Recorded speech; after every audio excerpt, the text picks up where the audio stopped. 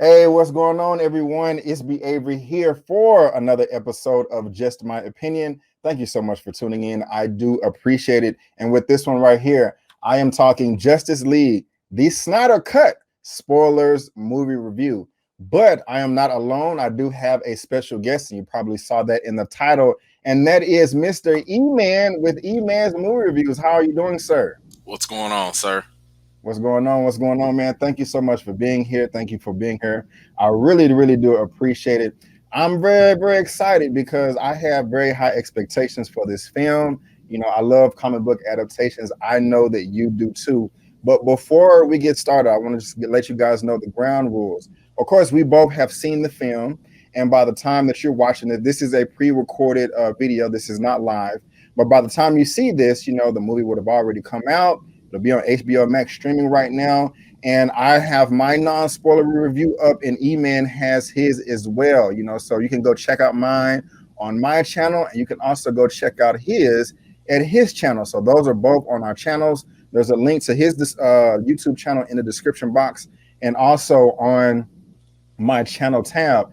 And I just want to remind you, I did say spoilers. Okay, so we are going to spoil this movie up, down, left, right, in, and out as if you've already seen it. So if you do not want to be spoiled, I strongly suggest you turn the video off now, subscribe to my channel, then subscribe to his, go watch this 4-hour cut, then come back for all of this spoilery goodness. You have been warned. And he doesn't know how I feel about this movie. I don't know how he feels about this movie either. I just know that he wasn't excited about it. His expectations weren't that high, just from another video we did a few weeks ago in the past. And so we just wanted to go on this blind just to see how each other's felt and just kind of have a good time. And so y'all can just spoil down below in the comment section. And so I'm going to go ahead and get started. I'm going to just tell the people real quick my expectations of the film, my brief rundown. Then I'm going to give it to you, and then we can get into all this spoilery goodness. So I actually did enjoy the first Joss Whedon Justice League film that came out in 2017. I didn't hate it. I didn't think it was trash. Could it have been much better? Yes. Should it have been better? Yes. But I didn't walk out of the movie just saying, you know, that sucked. I walked out saying, you know, okay, you know, I had a good time. I'm just not that disappointed. But I want to come to you now, E-Man. How did you feel about the 2017 Justice League film? You know, I think this is an interesting question because I felt a certain way about it at that time. And it's kind of like in hindsight, it just did not age very well. And it just got worse and worse and worse. You know, like to me, it was always a train wreck waiting to happen. The moment they said, you know, we learned the news about Zack Snyder and the unfortunate passing, the family tragedy he had. The moment that happened, I was sitting here like, yo, stop, delay this, push it back, give the man some time, and if he don't want to come back after 6 months, whatever, cool, then you can move on. But, because the reason why that was so important was because we had just had a situation with Batman v Superman and the Ultimate Edition, right? Because there was all that talk about the studio interference and the movie just kind of disappointing and stuff. And then the Ultimate Edition came out, and we discovered that, wait a minute, if you actually let Zack tell his story, the story makes more sense. It's not as choppy. It's not as, incoherent. So it was kind of like they were repeating themselves with the mistake they made with Batman v Superman and the Ultimate Edition. And I was just sitting there, I was like, oh my God, here we go again. The studio's jumping in. They're bringing in Joss Whedon. At that time, there was a lot of news about how WB was getting criticism for not having the Marvel fun, and not being lighthearted. So of course, what do? They go bring the Marvel director Joss Whedon in, and I was sitting there like, nah, man, like y'all about to clash these tones, you clash in the message, the styles, and it was just never a good mix. So going into the 2017, when I was just kind of like, okay, let's see what you got. And honestly, I want to say that Justice League was DC's version of the Fantastic Four for Fox's Marvel.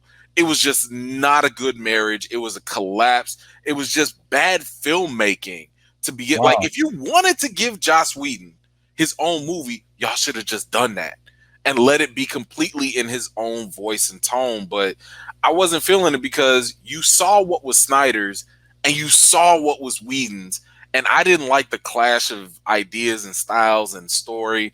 I don't think it fit. So yeah, I just was not a fan of the previous. I got you. So Yep. let me just try to sum it up real quick. So how you feel now about the Joss Whedon film? Would you say it's a passing grade or a failing grade? Fresh? Oh, I would say a failing grade now. I Failing mean, grade? back then I would say it was passing, but barely. Mhm. Only because you still want to see it. I mean, I'm sorry, especially as superhero comic book fans. Like, I still went to go see the Fantastic Four movie. I didn't know it was going to be that bad, Right. but I still went to go see it. You know, Okay. I want to say it's almost like a car accident. Like, you can't help but to want to see.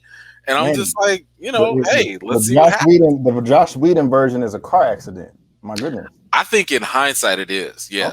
Okay. In hindsight, because especially after seeing the Snyder Cut and seeing what could have possibly been, in hindsight, it does make the Whedon version even worse.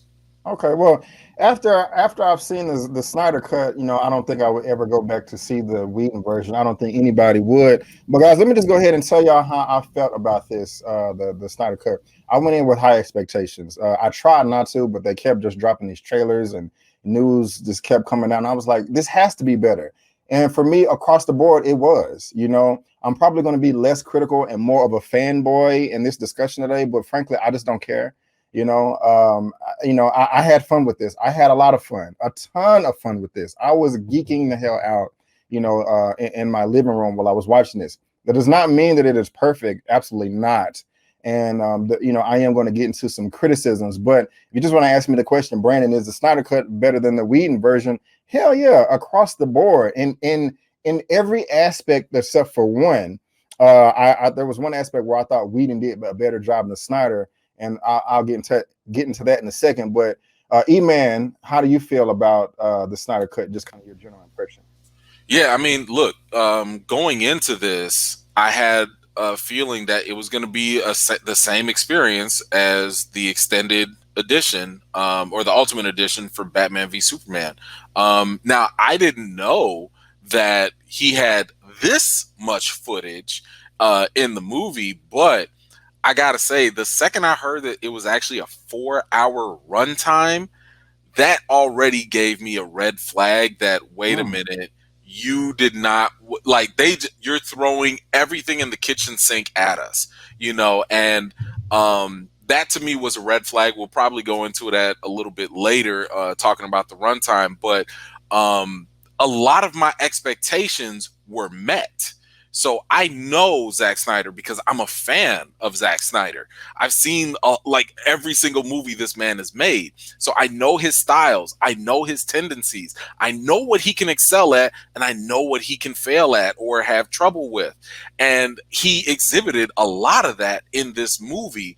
So for me, there was nothing for me to really get super excited about because Zack Snyder did what Zack Snyder does, and that's why I was okay with it. I was, you know, like, okay, cool, like, yo, well, we'll get into more of the favorite parts and whatever, but overall, I was my expectations were met, and I mean, honestly, beating the Joss Whedon version was a very low bar. I mean, it was a very, very low bar if we're just being honest.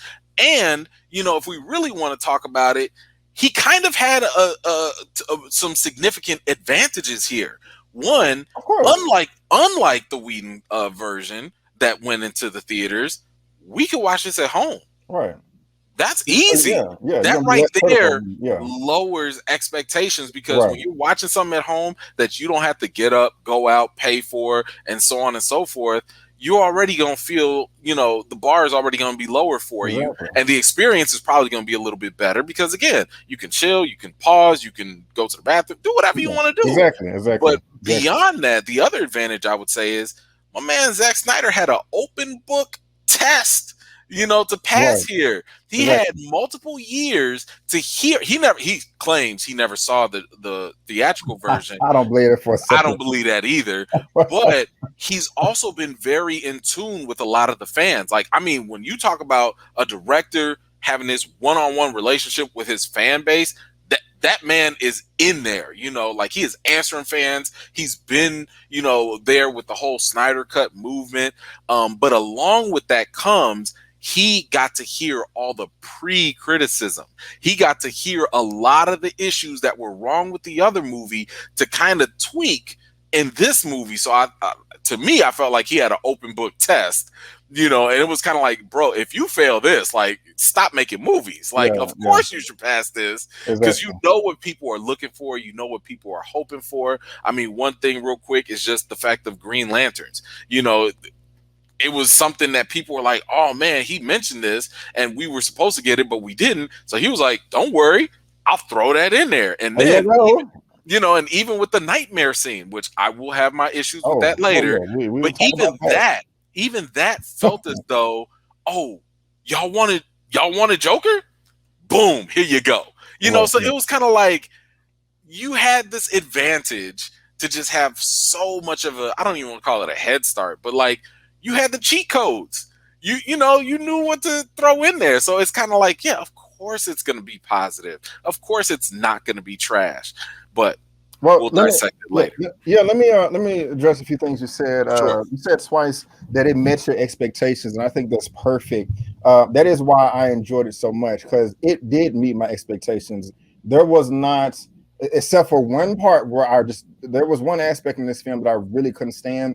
When we do this, when everybody does something, they always give like, okay, I'm going to talk about the good, I'm going to talk about the bad things, and they may leave it at that. I know you always talk about the good, the bad, and the reason.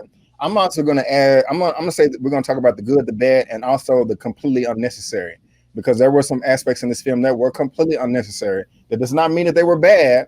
I think they were actually really, really good. That's just, this movie does not need to be 4 hours. Those are bad for me. It's funny you say that, because those unnecessary things are bad for me. But hold on.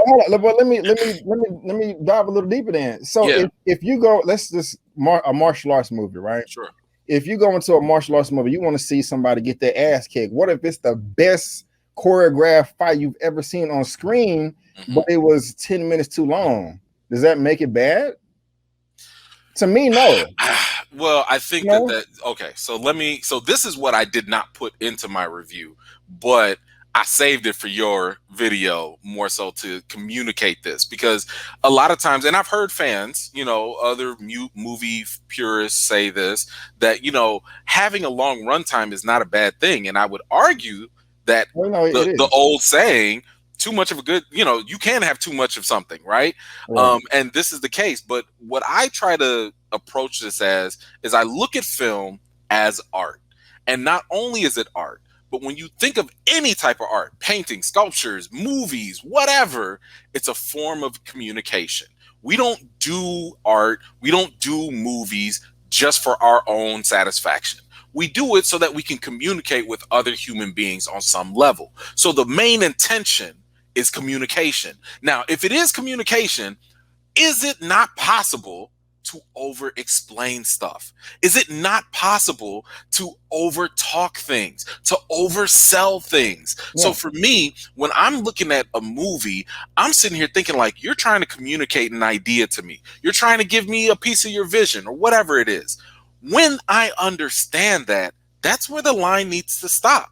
If I understand where you're going, if I understand what you're saying, if I understand what you're doing, you don't need any more footage or dialogue to keep reinforcing that one thing. Right. That's an oversaturation of ideas. Yeah. So an example that I gave in my review was that lady that was singing about Aquaman, the creepy girl, and she was sniffing his sweater and stuff. I'm like, why? We already got the message that the people in this village adore Aquaman. We know that they look up to him. We get it. We don't need the creepy girl singing, sniffing sweaters. We don't need it. That's what we're finna talk about here. Okay. I'm just saying we didn't need that. Yeah, I feel you, man. I feel you. But I want to say this too. One of the first things you said was when everybody heard the tragic news. Yeah. And then it came out that he was going to be doing his own cut. And you said 4 hours. It was a red flag. To me, I don't look at it as a red flag because this is not an everyday situation. This is a random anomaly that just never happen. Doesn't ever happen in Hollywood. And when I heard 4 hours and just all the details that went in with that, I'm like, okay, we're going to be watching this at home. I don't think anyone and their mom will want to go to see a movie at the theater for 4 hours. So it wasn't a red flag for me. And two, I think the studio I think the studio and Zack Snyder have enough sense to know they know that, okay, if this was a normal situation to where there wasn't any tragedy, he wouldn't have been allowed to have a 4 hour cut, maybe 3 hours, 3 hours and 30 minutes at the most. So I didn't look at it as a red flag. I just looked at it as, okay, there's this 1 in a million chance here that he got. And so, hey, what do we have to lose? Let's just go. I mean, because I'm sure Avengers Infinity War and Endgame, if you put together everything that they shot without cutting out anything, I'm pretty sure it came in 4 hours, but they cut a bunch of stuff out. I think in this, they just included everything. I thought about that, right? Like, again, when I think about my critiques, I really try to think about all these other reasons and stuff. And a lot of the stuff you mentioned, I thought about. It's still it's not a good excuse, in my opinion. It's just not a good excuse to have a 4 hour movie. Because it's just like, you can be a great author, but a great author still benefits with a great editor. Well, I do agree with you. But like, to your point about the Avengers thing, what would have happened if they had put the movie all together? If they had put the movie all together, in my opinion, I think that you would have lost a lot of the impact that would have happened right where the movie ended with Thanos winning, and everybody said, wait, that emotional pressure would have been lost, because we would have went right into, kind of like what BVS did, what Batman v Superman did with Superman's death. The moment you just jump right into the coffin, and you see clearly he's still alive, it loses all the weight. It loses the stakes that were there. So there is a benefit in actually breaking things up. Now, I would say that, yes, you're right. This was a very unique situation.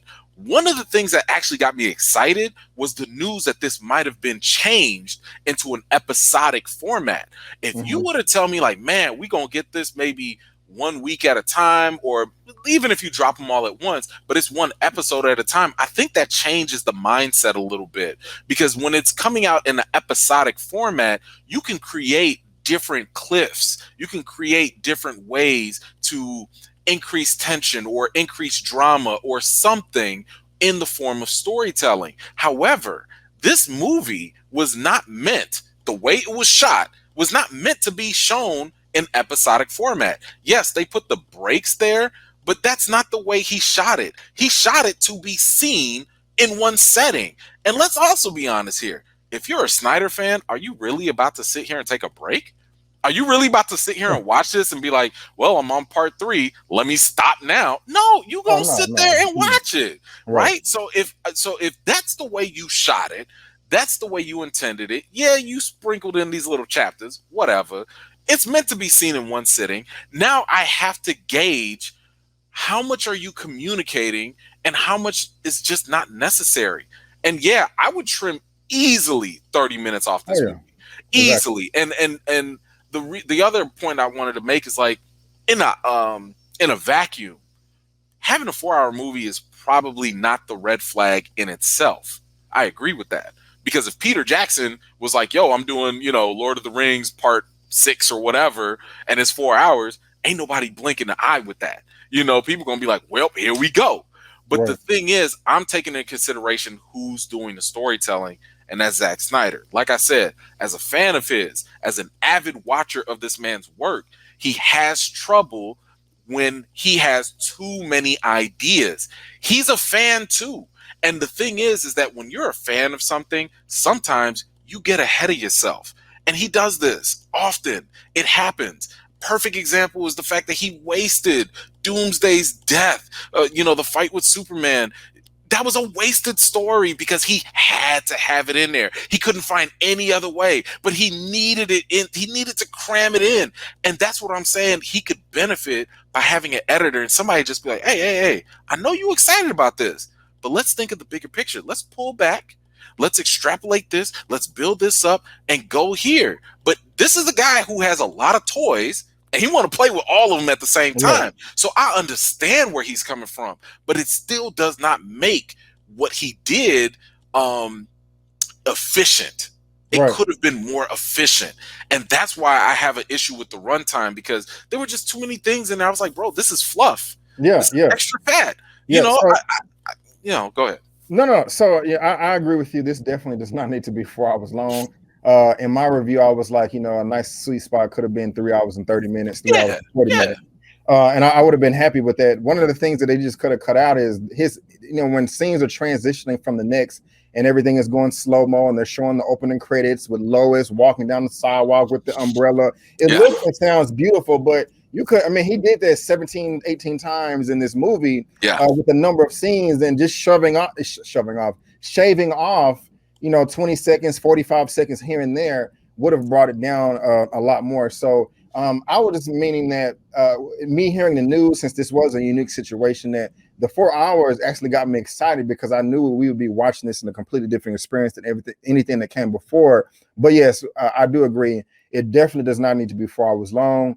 And I would have been really happy if it came in at 3 hours and 30 minutes. Now, I do agree with you about the slow-mo. That was another issue I had, was way too many. Slow motion, just for people to understand, there's nothing wrong with having things in slow motion.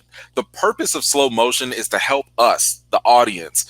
If there's something fast that's going on, it helps us track something that we normally wouldn't see. If there's something that you really want to emphasize, like, oh man, this bullet just barely missed his eyebrow or something, that's the purpose of slow motion.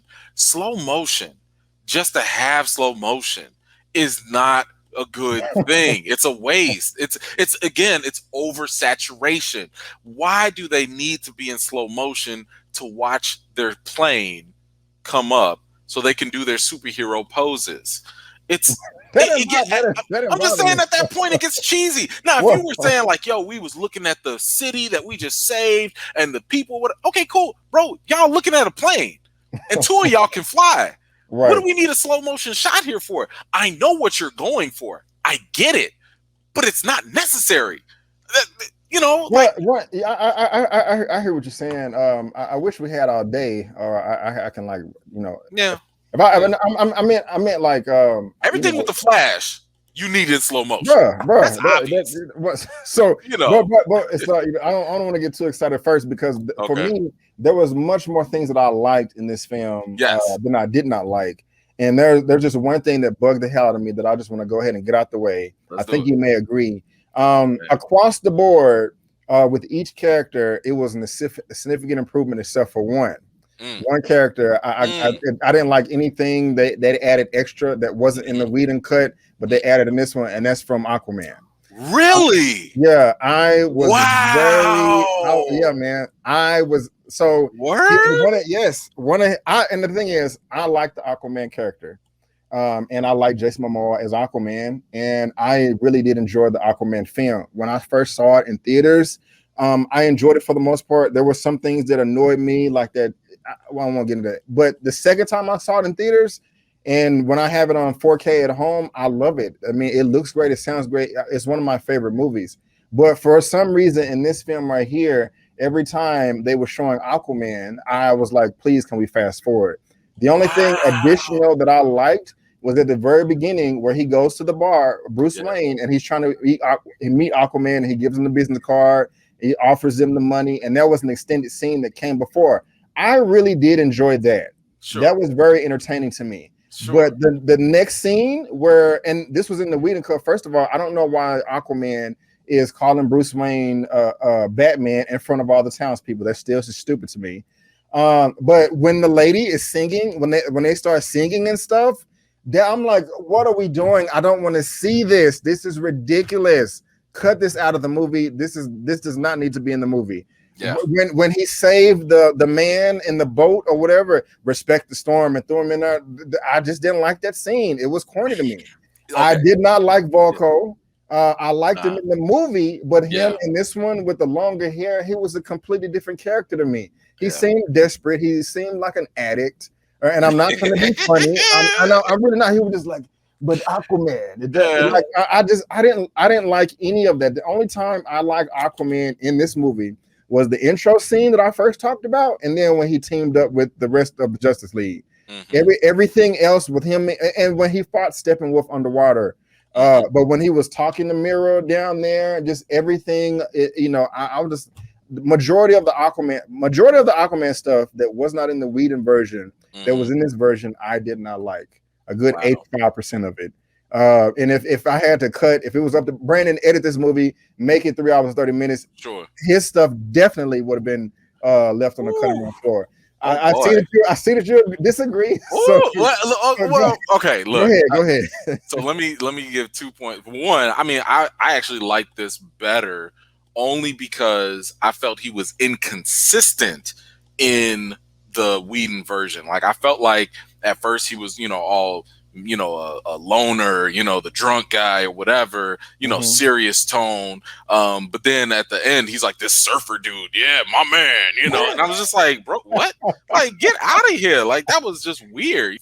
I like the Aquaman in this one because in the previous Joss Whedon version, I thought he was inconsistent. I mean, you're talking about somebody that started off as like this serious drunk loner, but then all of a sudden he's like this surfer dude, talking about my man and this and that. And I was just like, it just did not work. But in this movie, at least he's more consistent, and yes, he eventually gets to the my man stuff, but that's like after the team is actually put together. So to me, Aquaman was fine here. Yes, we got to get rid of the creepy sweater girl. That is just weird. I have no idea what that was even for. To your other point about the middle scenes, I thought that it was actually important because part of the things that these expanded stories did was show why they're heroes. So Aquaman is out there saving that, dumb fisherman and stuff. So I think that it was necessary for that. But everybody didn't like the execution, and that's fine. That is a good reason. I mean, look, the execution is something that I think is always debatable because at the end of the day, I think we always know what Zack Snyder is going for. One way I kind of put it to a friend of mine was, it's kind of like if you're a teacher and you're grading papers of a kid, and the kid gives you this paper and the main ideas, their arguments, you understand what they're saying, but the grammar is bad or the paragraph structure is terrible. So you're like, man, I can't give you an A, even though, man, you got some dope ideas, but like, bro, like you didn't put the paragraph and you got run-on sentences and, so that's kind of the way I look at Snyder. But in terms of characters, the one that I never really cared for was Flash. I am not a fan of Ezra Miller. I think he is whack. I think he is goofy as hell when he is running. The running still makes no sense. It is stupid looking. Like, it literally makes no sense. The fact that the CW Flash can run better than him with less graphics is just... It's sad. It's sad. You had too much money to have this man looking this, just, I don't want to use that word, this bad. I feel I have a rebuttal as to how they can fix it, and I think it'll solve everything. And you can correct me if I'm wrong. Okay.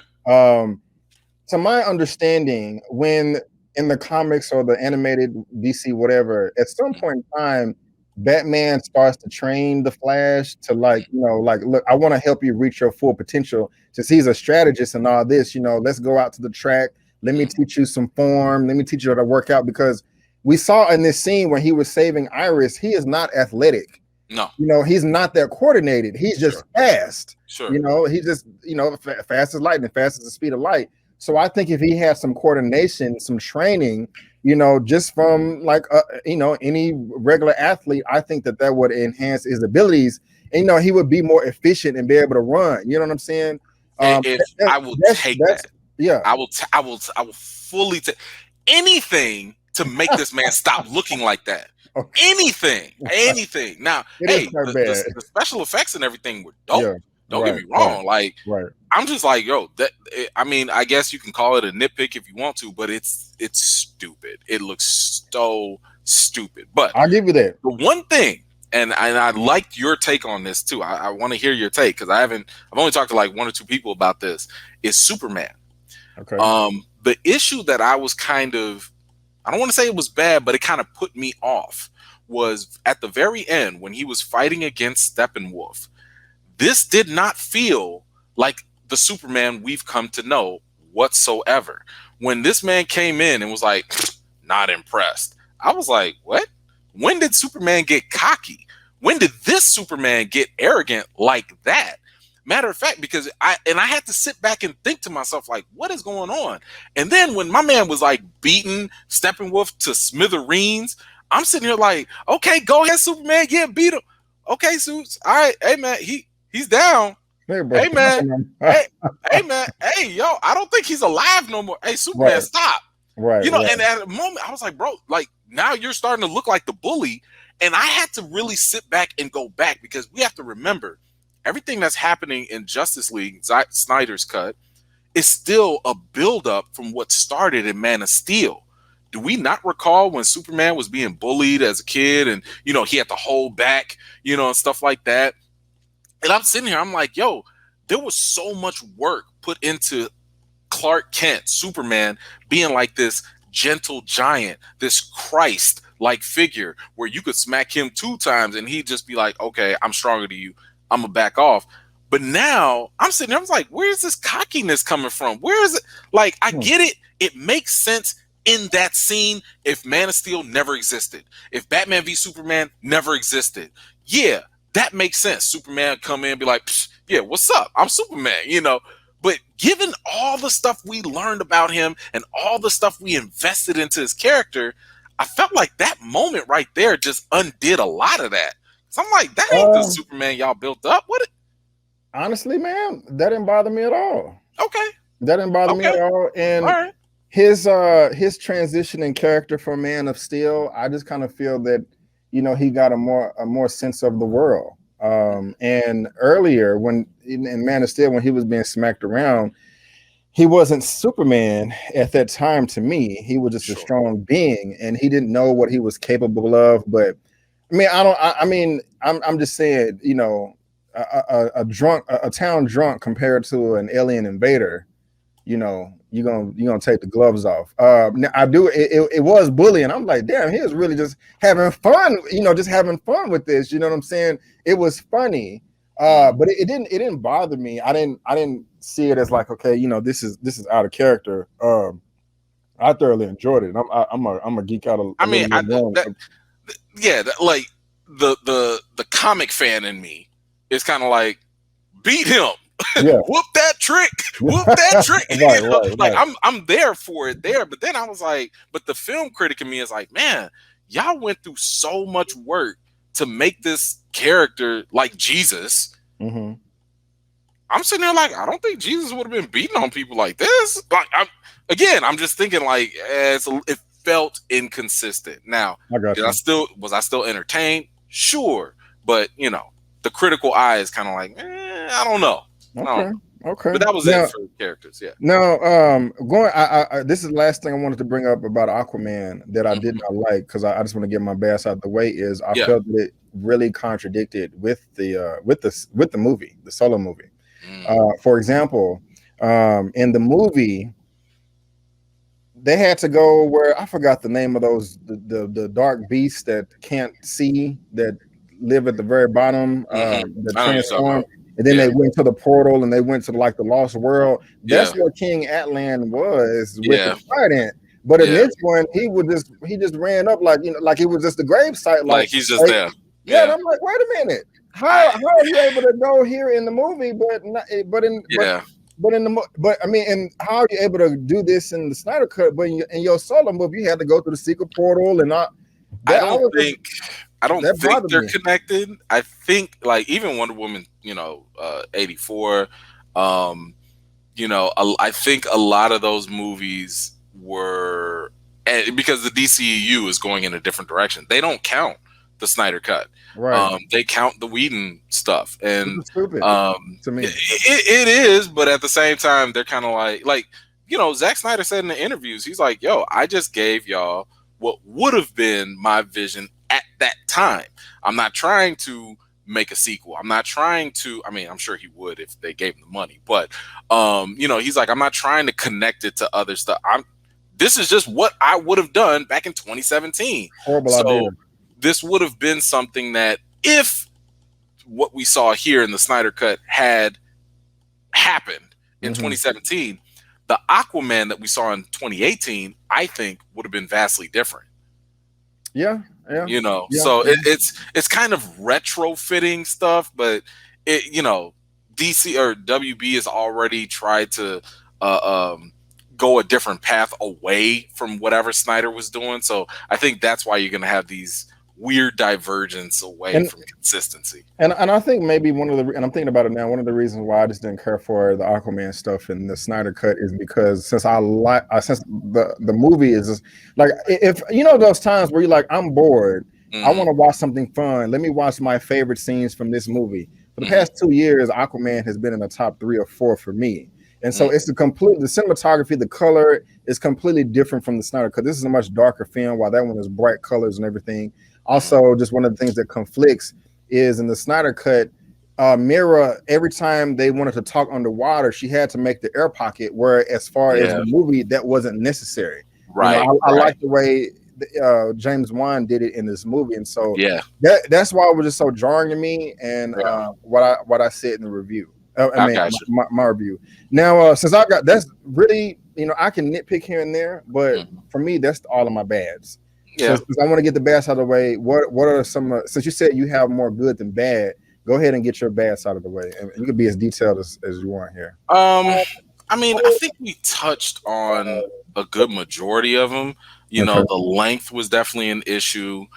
Because, like I said, there was just so many things that were unnecessary. Like, I had an issue with the nightmare scene at the very end. I was just like, what was the point of this? Like, what did this do for the overall story that the other nightmare scenes didn't already show us? I agree. So like when you and I think that DC or WB was kind of foolish to drop the fact that Jared Leto was going to be in this at all. They should have. That's something that you should have kept to yourself. Let fans experience it, and let that word of mouth drive the hype, so people could be like, "Yo, Joker's in this. Oh man, maybe I do need to go see this." Right. So I think that was definitely a missed opportunity. I was not a fan. I mean, more of my issues were in the writing. But again, a lot of that had to do with the extra stuff that was in there.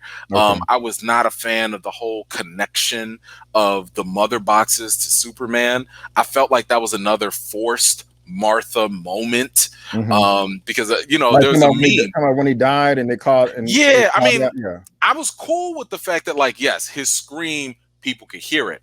I'm cool with that. I mean, he's Superman. That part I have no problem with. But the fact that the mother boxes were scared of him, I'm like, stop it. Because I think it was Screen Rant. They dropped a quick meme real fast, and they was like, Lord, Darkseid, Superman, the Kryptonian has died, and Darkseid was like, okay, cool, now we can go invade Earth and go get that anti-life equation. And one of his henchmen was like, well, why didn't you just go get it thousands of years before he was even born? And it's simple little things like that. It's just that simple little thing. Why didn't y'all just go back?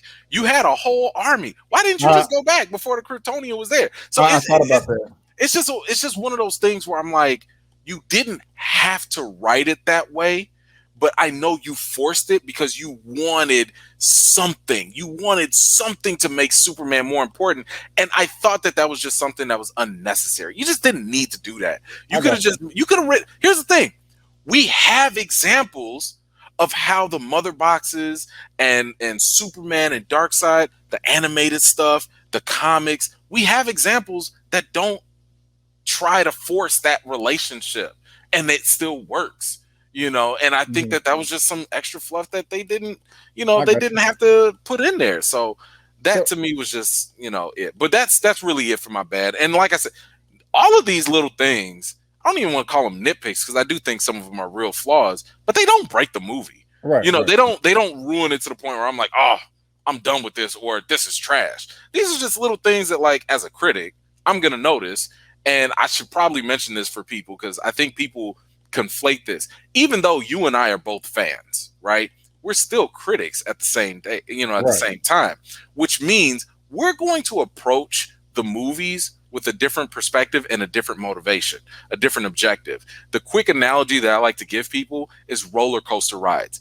Imagine that you're in line for a roller coaster ride, right? But then right next to you is the engineer. It's the maintenance person.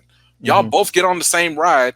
You're going to have fun with the dips and twists and turns and everything. But the engineer, the mechanic, is going to go, and they're not whooping and yelling and screaming because they want to know, ooh, is the velocity right here? Is the torque right here? Is this dip hard enough? So by the time you get off the ride, the mechanic is sitting here, the engineer is like, oh man, we got to fix this. Oh no, we got to make that dip better. And you sitting here like, woo! I had a good time. So for regular fans and audiences that are like, oh, critics, y'all do this, that's because we have a different job. We have a different goal. Our goal is to analyze this stuff. Now, we happen to also like movies, which is why it's also okay to fanboy out about these things. But, when we levy these type of criticisms, it's just because it's what we do. That's all, and maybe it brings a little insight to other people. It's not necessarily to change anyone's mind. I'm not saying nothing to make people hate the movie. I'm just saying what I felt and what I thought. As this show is called, it's just my opinion. So I just wanted to make that clear that just because we bring up these negative things doesn't take away anything that you should experience with the movie. Right. So it's like if you don't give something a perfect 10, it's like you hated it. Oh my gosh. Right. But so what you said about the scream, I do agree. Well, I like the fact that, he's strong as hell. Sure. He screams, the whole world can hear it. I like that. It being connected to the mother box was like a little iffy. I did have, I was, when I watched it, so I watched this one time all the way through from beginning to end. The other few times I watched it, I didn't watch it from beginning to end. I just kind of skipped around to, my favorite parts and stuff. I mean, because it's 4 hours. Sure. But I was saying to myself, I was like, wait a minute, why? I did ask myself that question. Why didn't y'all just go back and regroup and then come back to Earth, to get the anti-life equation that's somewhere embedded in the ground? And it just didn't make sense to me. I was like, this is a huge pothole. But when I went back, when we was hearing Wonder Woman narrate, she was saying that the boxes started to die. There was like a dog without a master, and their power just started to dissipate, and it just disappeared from everybody's senses, and they couldn't sense it.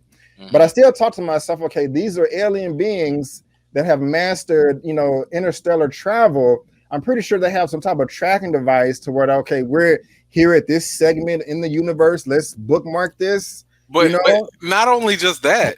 This is the one thing Darkseid wants. Like, exactly. This is it. Like, this is the one thing he wants, and he found it. That was the other thing. I was like, wait a minute. You already know the anti-life equation was on Earth. But now when Steppenwolf was like, oh, no, it's here. It's like, wait, did you forget? Right. Like, you forgot. Like, why would you be like, yo, that blue planet, we coming back. Right. We coming back. Don't forget that. The only defense I can give them, and it still may not work, is because when he was leaving, he passed out, and so that's I'm like, I guess I'm reaching here, but I'm like, he woke up like, oh, where was I? Not one right hand person, Granny goodness. Nobody could have been like, we got you, Darkseid. We'll remember. Remember. They may have to. The fact that, matter of fact, it was a myth. It was a legend for them, for the Darkseid people, the planet that resisted, or the world that they couldn't conquer. Y'all couldn't. So somebody left out the fact that was the actual play. Yeah, it was literally a legend. It was literally y'all. It was y'all legend at that.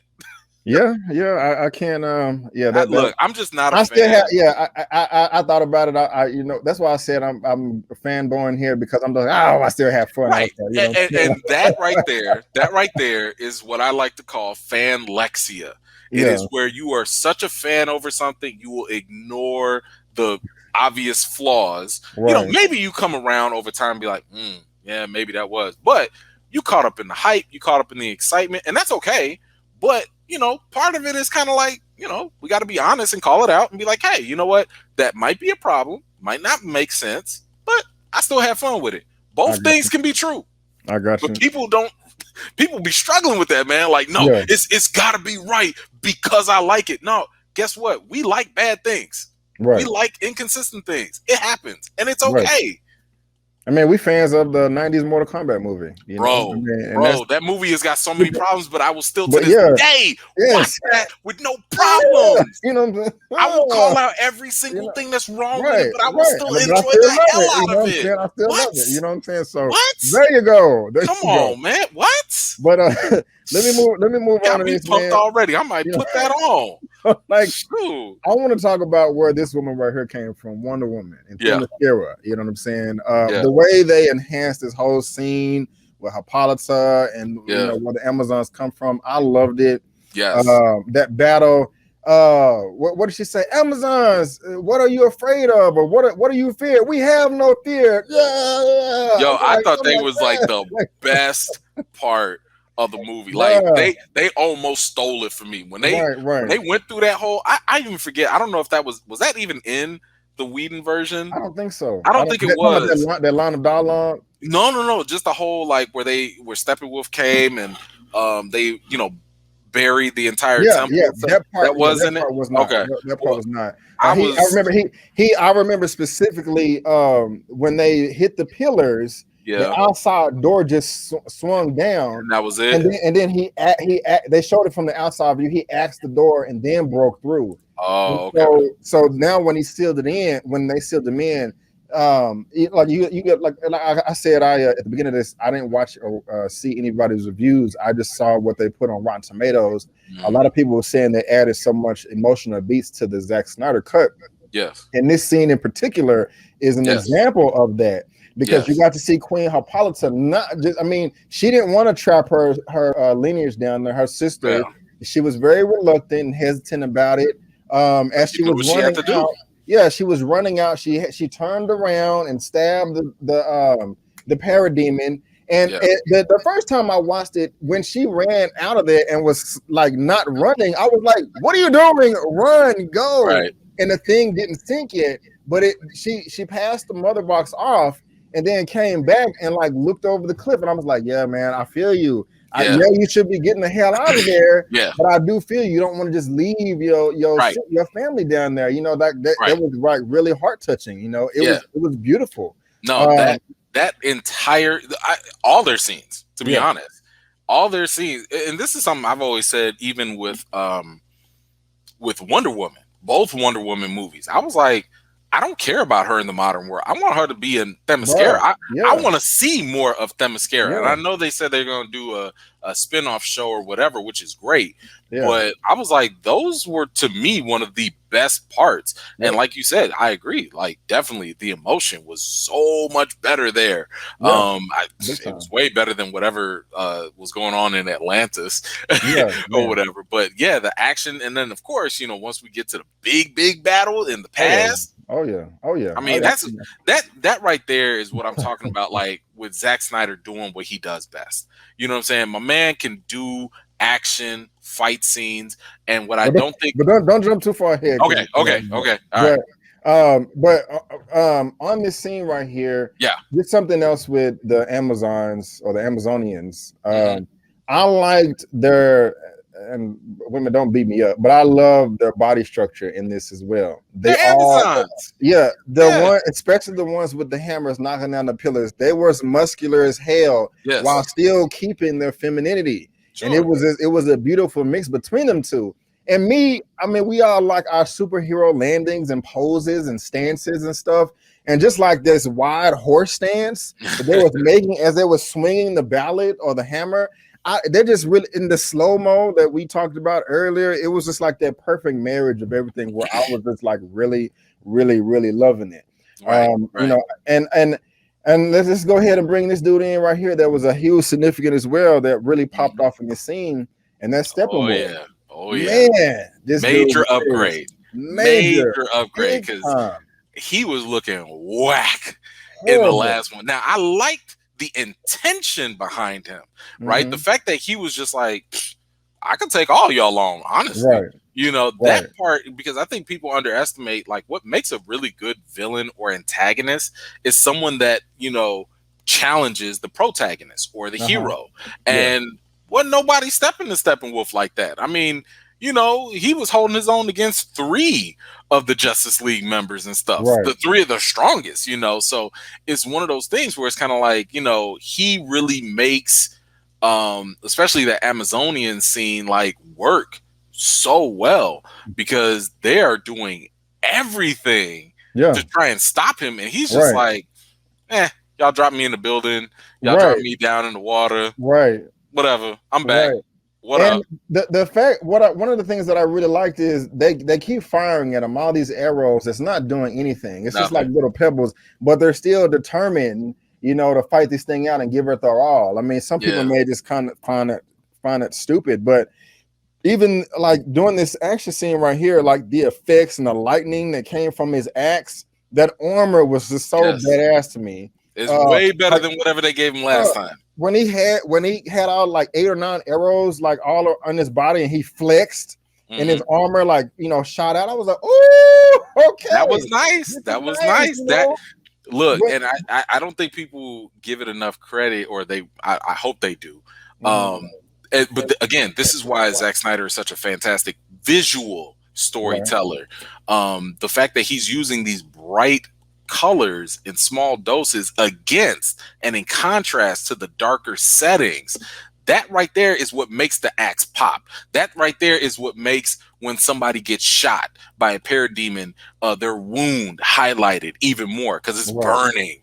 It's those little things right there that like you can't help but to turn away. You cannot turn away, when that stuff is going on. Like if somebody wasn't even watching the movie and you had that scene on, they gonna stop what they doing to watch what's going on because it's that visually stimulating. And again, like that right there is something I absolutely give him props for because he's the master at that. He's the master at that visual stuff in the action.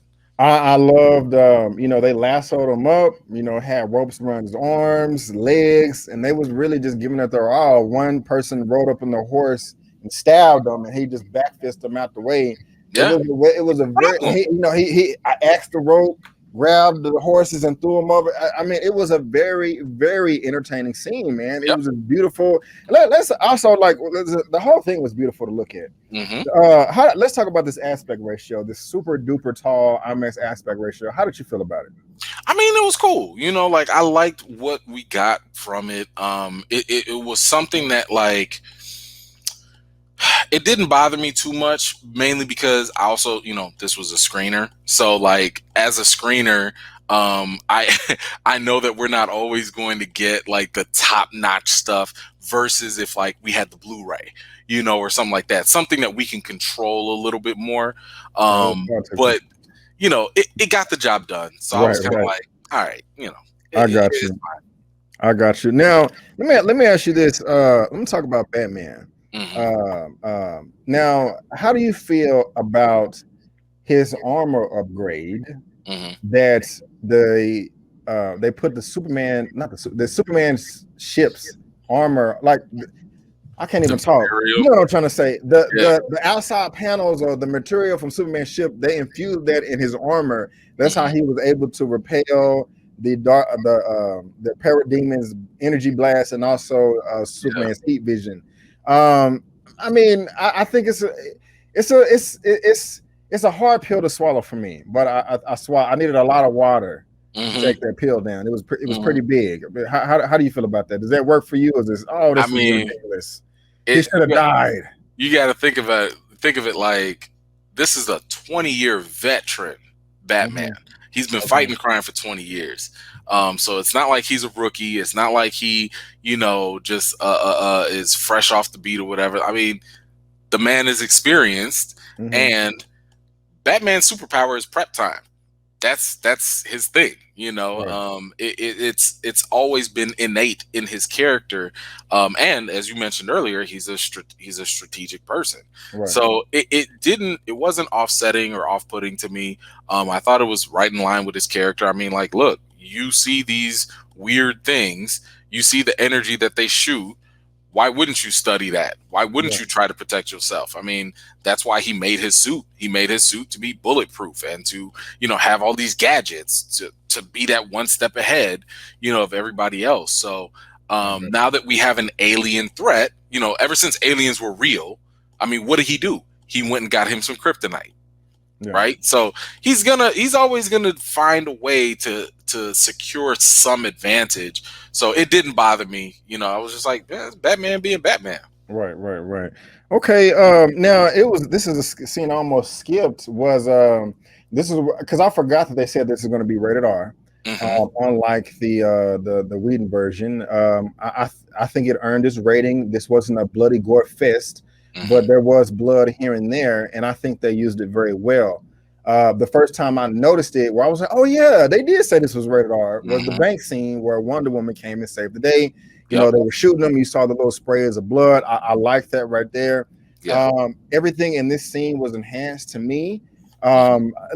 Just everything about it. Everything was just tight and smooth, and the way she was moving, just boom, boom, boom, boom, boom. I mean, I know she was doing it in the first one, but I don't know. It seemed like it was just cranked up in this version right here. You know, I think so too. Yeah. It was dope. I love to where when she got the bomb and she jumped up and then she threw it up. That showed it in slow mo. I wasn't mad about that one. I'm not mad about that slow mo. I don't think that was in the. I don't think that was in the Whedon version of her. Like I was like, oh, look at that. This is really nice. Right. The only thing I felt was silly about it was I feel that she could have just ran over there and punched the guy or kicked him, but she did the thing and blew the whole wall. First of all, that was excessive as hell. For one dude, first of all, you already acting like you the Flash with all this super speed that I don't recall you having to this point. I mean, I know she had reflexes. This woman was moving like she was the Flash. I'm just saying. But besides that, my man was sitting here reloading. You were so fast that you can see bullets like practically stopping. Okay, so you're faster than a bullet. Right. You can't just go up to him and throw the gun. You got to use your most powerful weapon. This is the weapon. When has she used this? Against gods, against Steppenwolf, against Superman. You use that over this one little dude? She almost killed the cops outside with the rock. That was another thing. I was like, what about all the people outside? Did you not get the superhero property damage memo from Man of Steel? That's what wasn't that the whole issue in Batman v Superman? All the damage that Superman was causing with Zod? And she just gonna come in and just like boom, explosion. I was like, this is for one dude. Oh, that was completely unnecessary. My God! That's one of those situations where I'm you're doing this for the fans, right? Like you're just doing something cool for the fans, and it's like forget what sense it makes, forget whatever realistic consequence. Because I'm sitting here, if I'm a cop, I'm like, what did you just do? What are you doing? Like, you almost killed me. See us down here, God, you're supposed to be on our side. Like, this ain't no controlled demolition. What are you doing? Oh, that's funny. Excuse me. Okay, but let's move. You brought this character up earlier, and he was one of my favorite in the film. Other than the running, well, I gave my reason. I thought that his involvement was pretty much perfect, and that's the Flash. I mean, you say you didn't like the running, but I loved everything about his character in this. I love the instant chemistry that he did have with Iris. I bought the relationship. I mean, it was just the look on your face is like no, but I really did enjoy it. Even his little mannerisms, like, oh man, I'm sorry, I was late, but I wasn't late. And then I was trying to get on the bus, and there was an old lady, and she was like, penny nickel. And I'm like, somebody get this, you're not feeling all that. I liked it. I liked it. I liked how he ran out. Now, hold on. I did think it was stupid about the man dropping the hamburger. And then after the crash, he looked up, oh, what the hell's going on? That was kind of dumb. But everything with the Flash and him getting the hot dog or the wiener in his pocket and going back, oh, I hope everybody's okay. This is why I bring a meat snack. But I liked it. Obviously, you didn't. Obviously, you didn't. Not but at all. Not at all. Not at all. They made this dude unnecessary. See, I thought he was this quirky because of Whedon. I didn't know that this was also part of Snyder. That's why I was sitting. I was like, he's still like this. He's still acting like this. Like, I like what he does, except for running.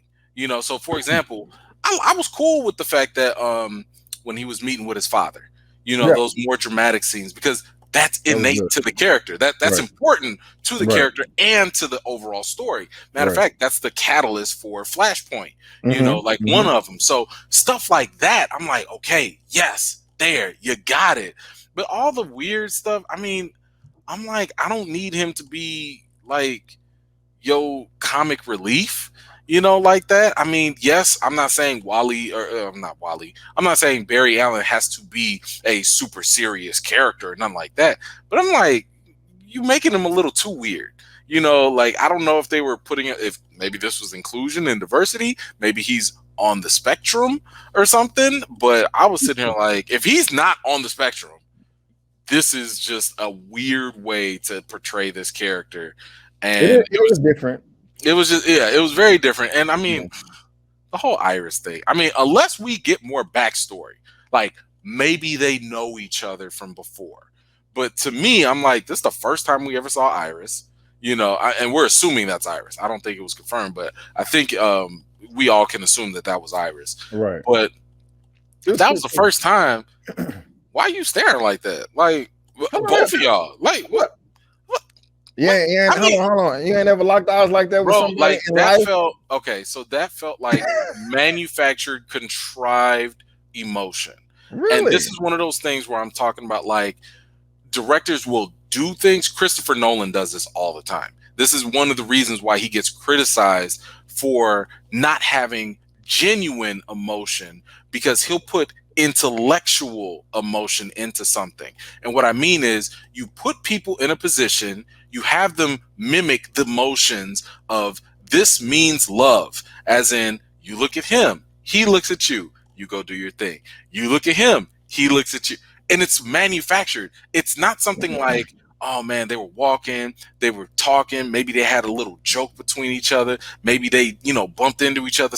Like, it just felt awkward. Literally, she comes into the scene just staring at him. Why? Just because he's Barry? Like, but again, you get it, and because we get that they're supposed to like each other, we just write it off. But what I'm saying is, that's not genuine. That's like TV. That's TV reality love. That's the Bachelor love. Like, oh, I love you, and this is the best time in my whole life, and I just see my life with you forever. And we get it. Man. We get it, because it's a show about love, and it's putting people in that situation. But that's not how it works. It's just not. So yes, for me, I'm like, I get it. This is it's a nitpick. I understand why people go with it. I'm not even, mad at you for going along with it and fine. But to me, I'm just like, y'all could have made that a little bit more genuine. You could have made it a little bit more authentic, because it felt kind of forced. But to their credit, maybe there's some backstory we don't know. Maybe they already know each other. Maybe they have a past, and they just, like maybe 10 minutes before this, they had an interaction.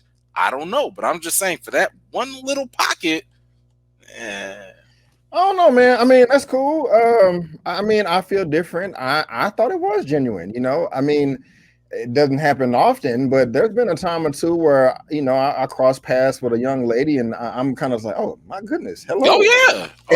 And it'd be the same way. Just and to me, it was kind of like, hey, take my number. I want to give it to you. They would have spoke, but he was trying to get the job. So I liked it. If you if you didn't, that's cool. To me, it's just execution. I'm not saying cool. It works on paper. It probably worked on the drawing board. It probably worked for the individual actors. I would have shot it a little different. I would have just made it a little bit more authentic. But I got you. Well, this now this character in this film I loved even more. About this character, and it's not Darkseid. I thought it was perfect, man. I thought this was poet. I can't even say the word poetic. Okay. Man, it was like just a beautiful symphony orchestra. I cannot talk today, but it has to do with that's the wrong picture. I was about to say him again. No. It's this cat right here. Yes, Bruh. yes. I absolutely shout out it. Ray Fisher. Man, my man was robbed.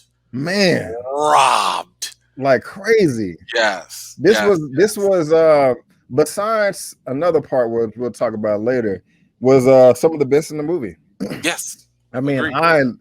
I have watched his scenes, his little monologue with his dad, and shout out to, I should have brought a picture up. Shout out to Joe Morton. I mean, this dude here, you know, he's Silas Stone. That's his father. I don't have a picture ready to bring up. I should have been more prepared, but I loved him and his relationship with Cyborg, and it's the way they're told that. Well, you're not stuck in here, son. I mean, you still have a life to live, and you felt all the emotion and. I understand how angry he is. You know, like it makes sense. Like, Dad, get the hell out of here, man. You don't want to have nothing to do with me. All I wanted you to do is just come to a football game, man. I didn't want the PS5. I didn't want this. Just come to my game.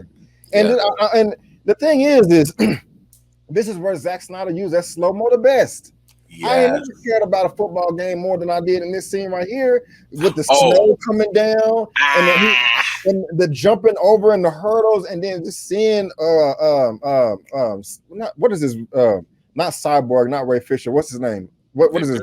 Yeah, Victor. Seeing Victor dive into the end zone and just so happy, and then seeing his mom like, oh, and then the camera pans down and the seat is empty and showing his team surrounding him. They all hype about it. He just like, I felt all that, man. And then the music in the background, I'm gonna watch that scene as soon as we're done recording this. I loved it so much, but I don't know how did you feel about it, man? Okay, so for that specific scene, I did not think it needed to be in slow motion. I think that's a scene where it probably would have benefited with a mixture of slow motion. I didn't need the whole thing. So like if you're doing the action shots in a football game, you can do the fast running, and then the second you're about to juke somebody, you spin them, okay, boom, slow motion. Then you go fast again. Then you know, oh, he's going for the touchdown. He's running, slow motion as he's diving. Then you fast forward. You know, those are the type of moments that I think, but the whole thing, slow mo, like the whole thing, the whole flashback. It wasn't the whole thing. Yes, it was. It was. Go back and watch it. Oh, I will. It was at least 85% of the entire flashback. That's why I was like, come on, man. But regardless of that, throw that nitpick out. The whole everything with Cyborg was phenomenal. Dare I say, that was probably the best display of human relational emotions that Zack Snyder has put on a film. Because I was sitting there, I was like, man, I feel that parental relationship. I feel that. I felt where he was coming from against his dad. I felt where his dad was coming from. I felt where the mama was coming from. I felt all of that. Me too, man. And I was sitting there, I was like, my goodness, if I was Ray Fisher, I'd be pissed because people was out here clowning me like I wasn't doing nothing. And the whole time, I'm the heart of the team, as Zack Snyder would say in his interviews. Cyborg is the heart of the team, and I love the fact that they actually took the time to show why he's so valuable. We got backstories for Flash. We got backstories for Aquaman. That just showed us why they were heroes. Yeah, they're selfless. Yeah, they'll help people in need. But Cyborg, yeah, he'll help people in need, like the person he hacked their system and gave them money and helped the people even before his powers and stuff. Yeah, he's a good dude, but like, man, my man can talk to computers. He could do literally whatever he wants. He could be the most powerful person, you know what I'm saying, on this planet if he just goes rogue or something. So that to me, the fact that they went to that extra level to show his value on top of his character, definitely was like a highlight for the movie. Oh yeah. Every time he came on, I was like, good. Yeah. Yes. Like, I loved it, man. Like, I'm gonna do a lot more research on Ray Fisher, man, because this brother got some talent. He got some brains. And real quick, when you was talking about, you know, how he can hack into everything, the way that exposition dump right there was perfect. You know, usually I don't like exposition dumps when they're just so blatantly obvious that they're trying to explain something to the audience. Give you an example in this movie was, I forgot what department of the government or what agency it was that came down to Star Labs and started talking to Joe Morton, and he was like, "What do you do?" He was like, "Oh, we're Star Labs. We do this, we do that. Let me come and show you Superman's ship." That explained those scene right there. That wasn't the best. I was like, "Oh my God, y'all could have ironed this out a little bit better." However, when Joe Morton was like explaining his powers and abilities, and was like, "Okay, you're not stuck in here. You still have a life to live. If you don't want to if you can't stand looking at me, you know, at least listen to me." And he put the recording down. And then that was just like the perfect way to explain everything. Victor, as far as everything goes, you know, your strength is just the tip of the iceberg, the tip of the tip. And then they show him go outside, and like I'm assuming, you know, it wasn't like there wasn't a linear point of time right there. And I don't care. It still worked. You know, of him just like learning how his flight suit worked, and then it goes back in, and it's showing the projection from his thing, talking about, as far as ones and zeros, you are the ultimate master. No firewall can detect you. No encryption can stop you. And then when it zoomed in his eyes and it went to that desert and like it showed the nuclear missiles, I was just like, oh my God, that's some really amazing. That was some good work. I mean, it's kind of sad because I felt like all of that should have been in the Cyborg movie that they were going to do. You know, it's kind of sad because the whole relationship with Ray Fisher and not WB, but Walter Hamada specifically, he will never work with them again, and that's why they cut him out of the upcoming Flash movie. So there goes Ray Fisher and Justice League stuff.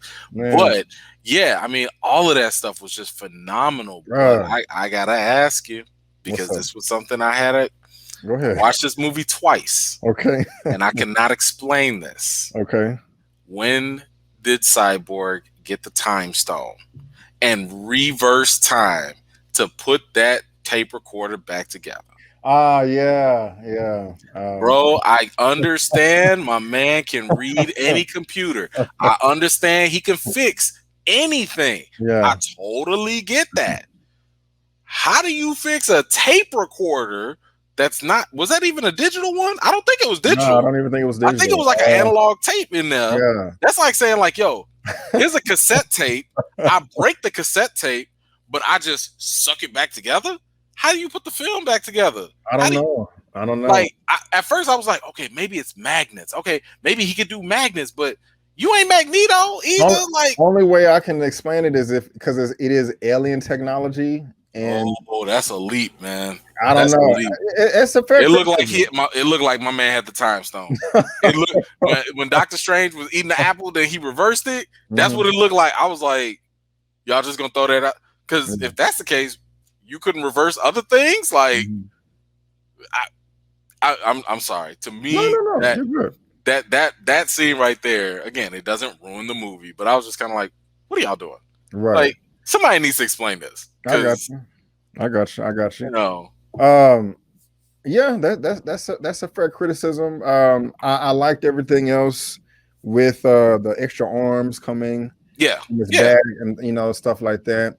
I liked how he stepped up to save his dad when they was going to go rescue the hostages and things. Yes. One of the things I noticed about that scene that was in the Whedon version was Flash was a bit intimidated that he was about to go into battle. He was like, oh, wait a minute, we finna fight aliens?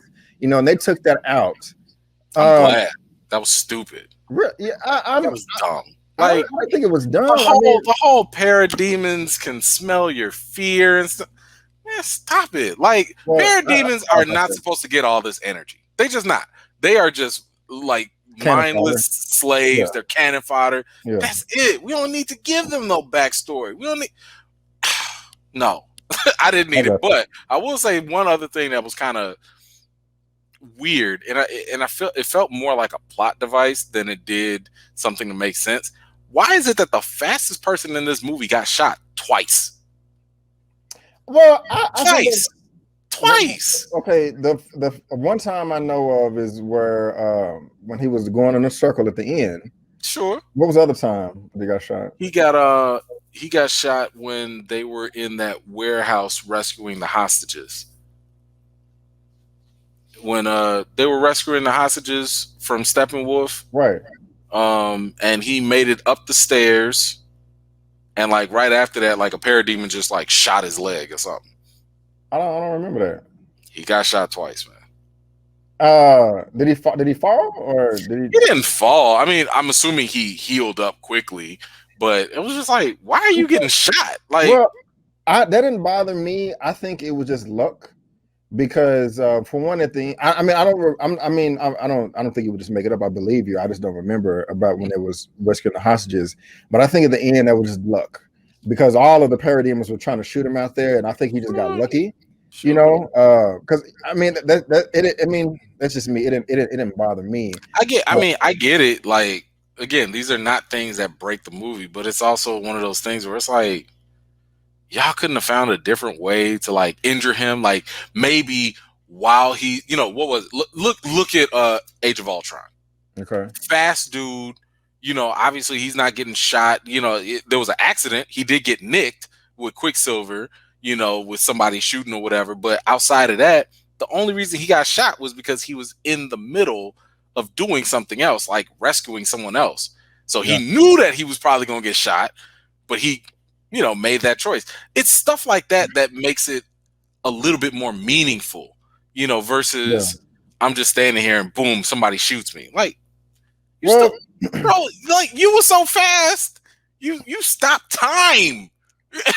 You know? Oh yeah. We're gonna definitely get to that, because I have some questions of I gotta clarify. Yeah. I mean, I hear you, man. It didn't really bother me. I also give it the excuses, like, again, I said he was clumsy, he's not athletic, you know, because when he hit the Wonder Woman sword to her, he tripped over the thing. Yeah. You know, so when we get future sequels, hopefully the first solo Flash movie is not Flashpoint. I think that's stupid as hell. I think they're going there. I think the first one is going to be Flashpoint. It's horrible. Now let me see here. What I want to talk about next. Let's talk about the Age of Heroes part. Okay. The battle. Yeah. Oh my God. Oh my God. Because the first time, you know, it wasn't Darkseid that showed up. It was Steppenwolf. Right. And just let's just go ahead. Where is it? Where's that picture at? Let's go ahead and bring him up, man. This dude was amazing. He was freaking amazing. I mean, he came through as a boss. I am scared of him. He would crap all over Thanos. Thanos don't got nothing on him. I mean, I loved it. We talked about it briefly, how, you know, he was passed out, but when Wonder Woman was breaking it down to Bruce Wayne, Batman, Ben Affleck, I remember in the Whedon version, there was in the lake, you know, walking by the water, and they was in the facility. And I love this whole scene, man. It was perfect, you know, showing. I like that we got shots of King Atlan using his trident, you know, using his power and energy. I don't know who was the guy with the axe with the I don't know who that is. I think those were and this is something I need to go back to in the first Wonder Woman, because I felt like this was something that, again, it's a missed opportunity, the same way with Themyscira and the Amazonians or the Amazons, but like I think those were the Greek gods, you know. Yeah, I mean, I know that the gods. Yeah, I don't think that was Ares. It might have been. I mean, Ares would have made the most sense. Just because he's the god of war, but we saw how weird they made Ares look later on. So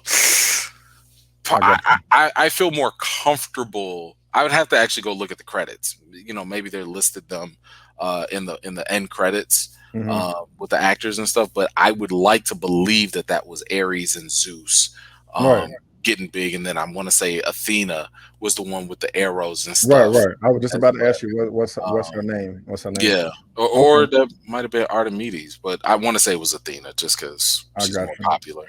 One of the things that I also really liked about this is how they represented again for the Amazons. They had Queen Hippolyta. Well, was that Hippolyta? Like, yeah, okay, that was her.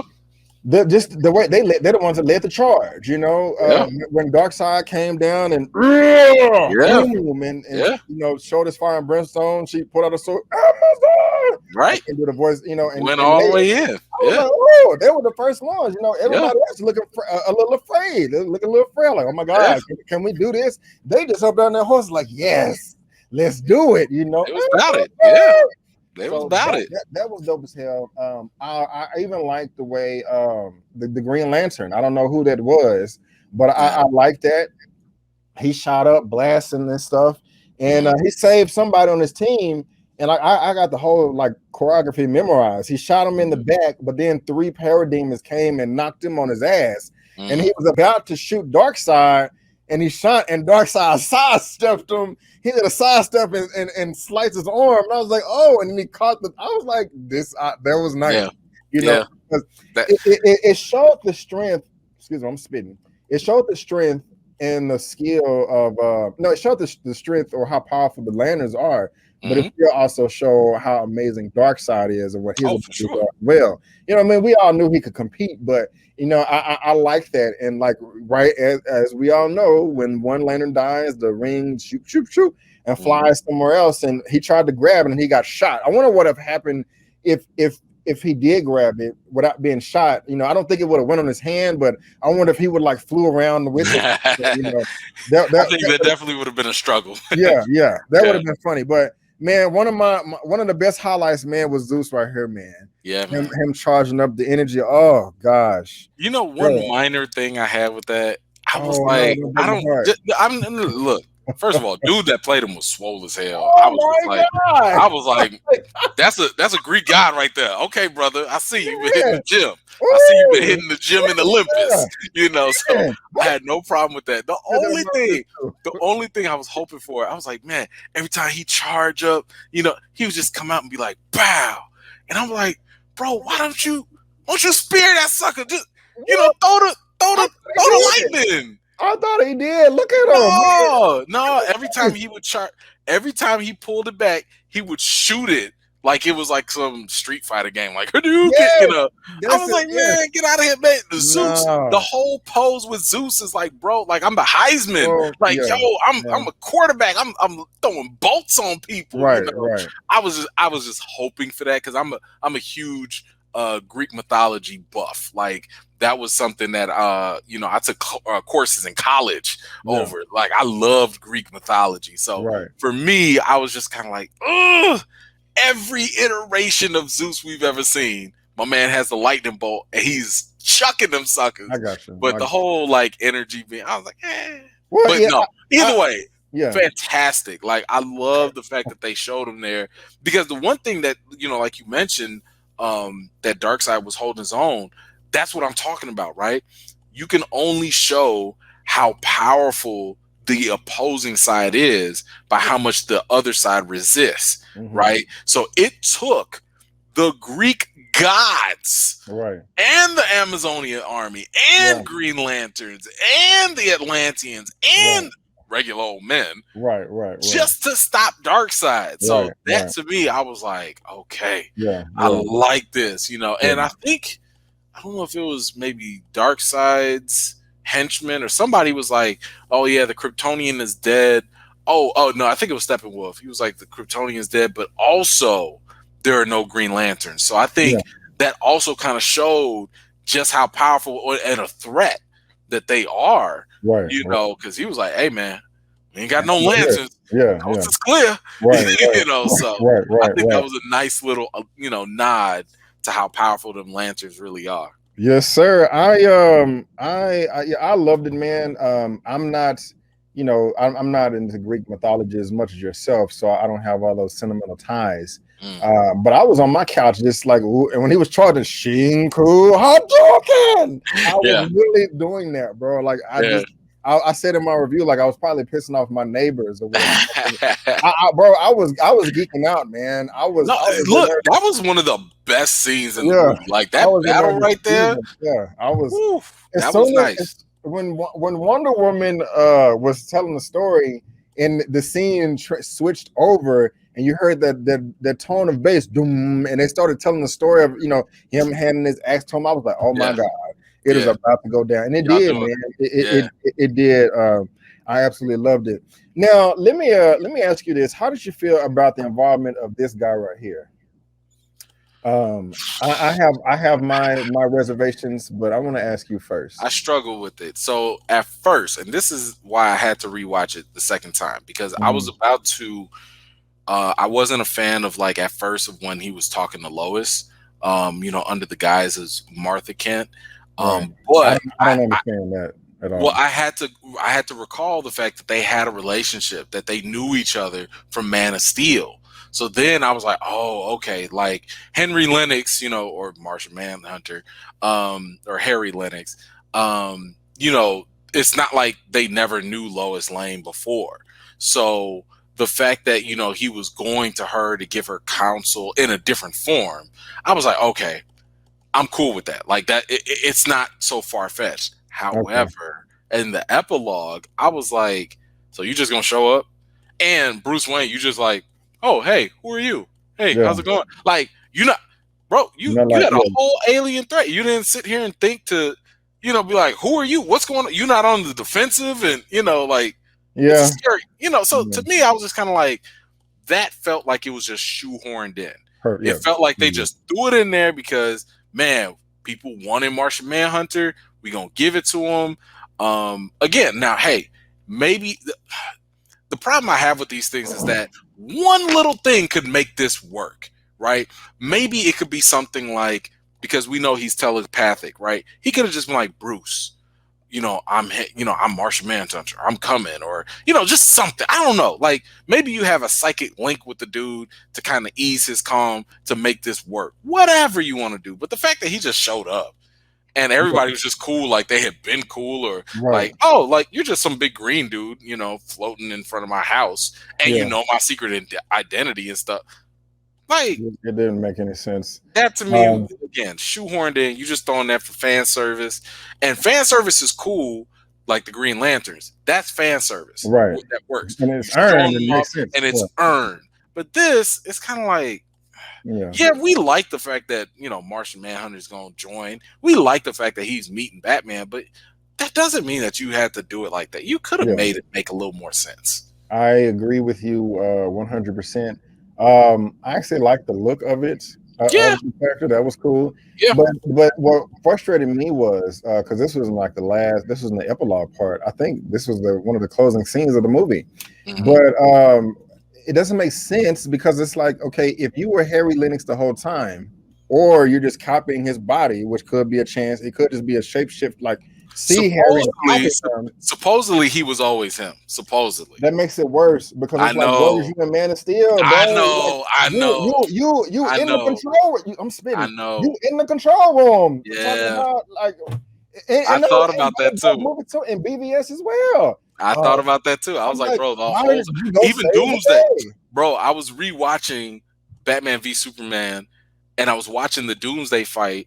And my man is sitting here like he's in the control room, with everybody, or the war room. Yeah. He's like, oh, we've got to, you sure you want to drop them nukes? Okay, all right, y'all do that. I'm sitting there, I was like, bro, it's a whole monster out there that is whooping the mess out of Superman and Wonder Woman and Batman. And you just out here talking about some nukes? Yeah, so they gotta, I mean, I guess that's why they said this is not canon. Because I guess it makes zero sense. It can't. That's just one of those things. Like, even if it's not canon, because it's still a part of whatever he was doing in Batman v Superman. True, yeah. It's still a part of whatever he was doing in Man of Steel. So it's canon to a degree. It just won't go forward. That's all. Right. But my thing is just like, that's still not an excuse to just have a valid reason. Like, maybe you could have just said, like, you know what? I was sitting on the sidelines and I felt bad. I shouldn't have done. I don't know. Just something. I don't know, man. It was just his character just felt rushed. I feel like they just rushed it because fans wanted it, because they knew we'd like him, and I don't think they put a lot of thought into making his character actually work and fit in seamlessly. I got you, man. Now, one of the things that I think we all like with these movies is the banter between the characters when they team up, whether they're getting along or they're not, Mm-hmm. when they're trying to execute a plan of action. I don't have a picture, but it was after they get the mother box and they go back to, I think, Bruce's base, and they're Mm-hmm. trying to figure out the plan and figure out the mother box. Mm-hmm. I like the fact that Aquaman tried to call Cyborg out and was Yeah. like, oh, you seem to know a lot about this or Yeah. whatever. Yeah. And then I like Cyborg's response, like, bro, do you have something to say? Right. Right. I Yeah. like that. And then I like the exposition of them going back and him explaining that the Nazis found the box and how Mm-hmm. it ended up getting to Star Labs. I love that whole piece.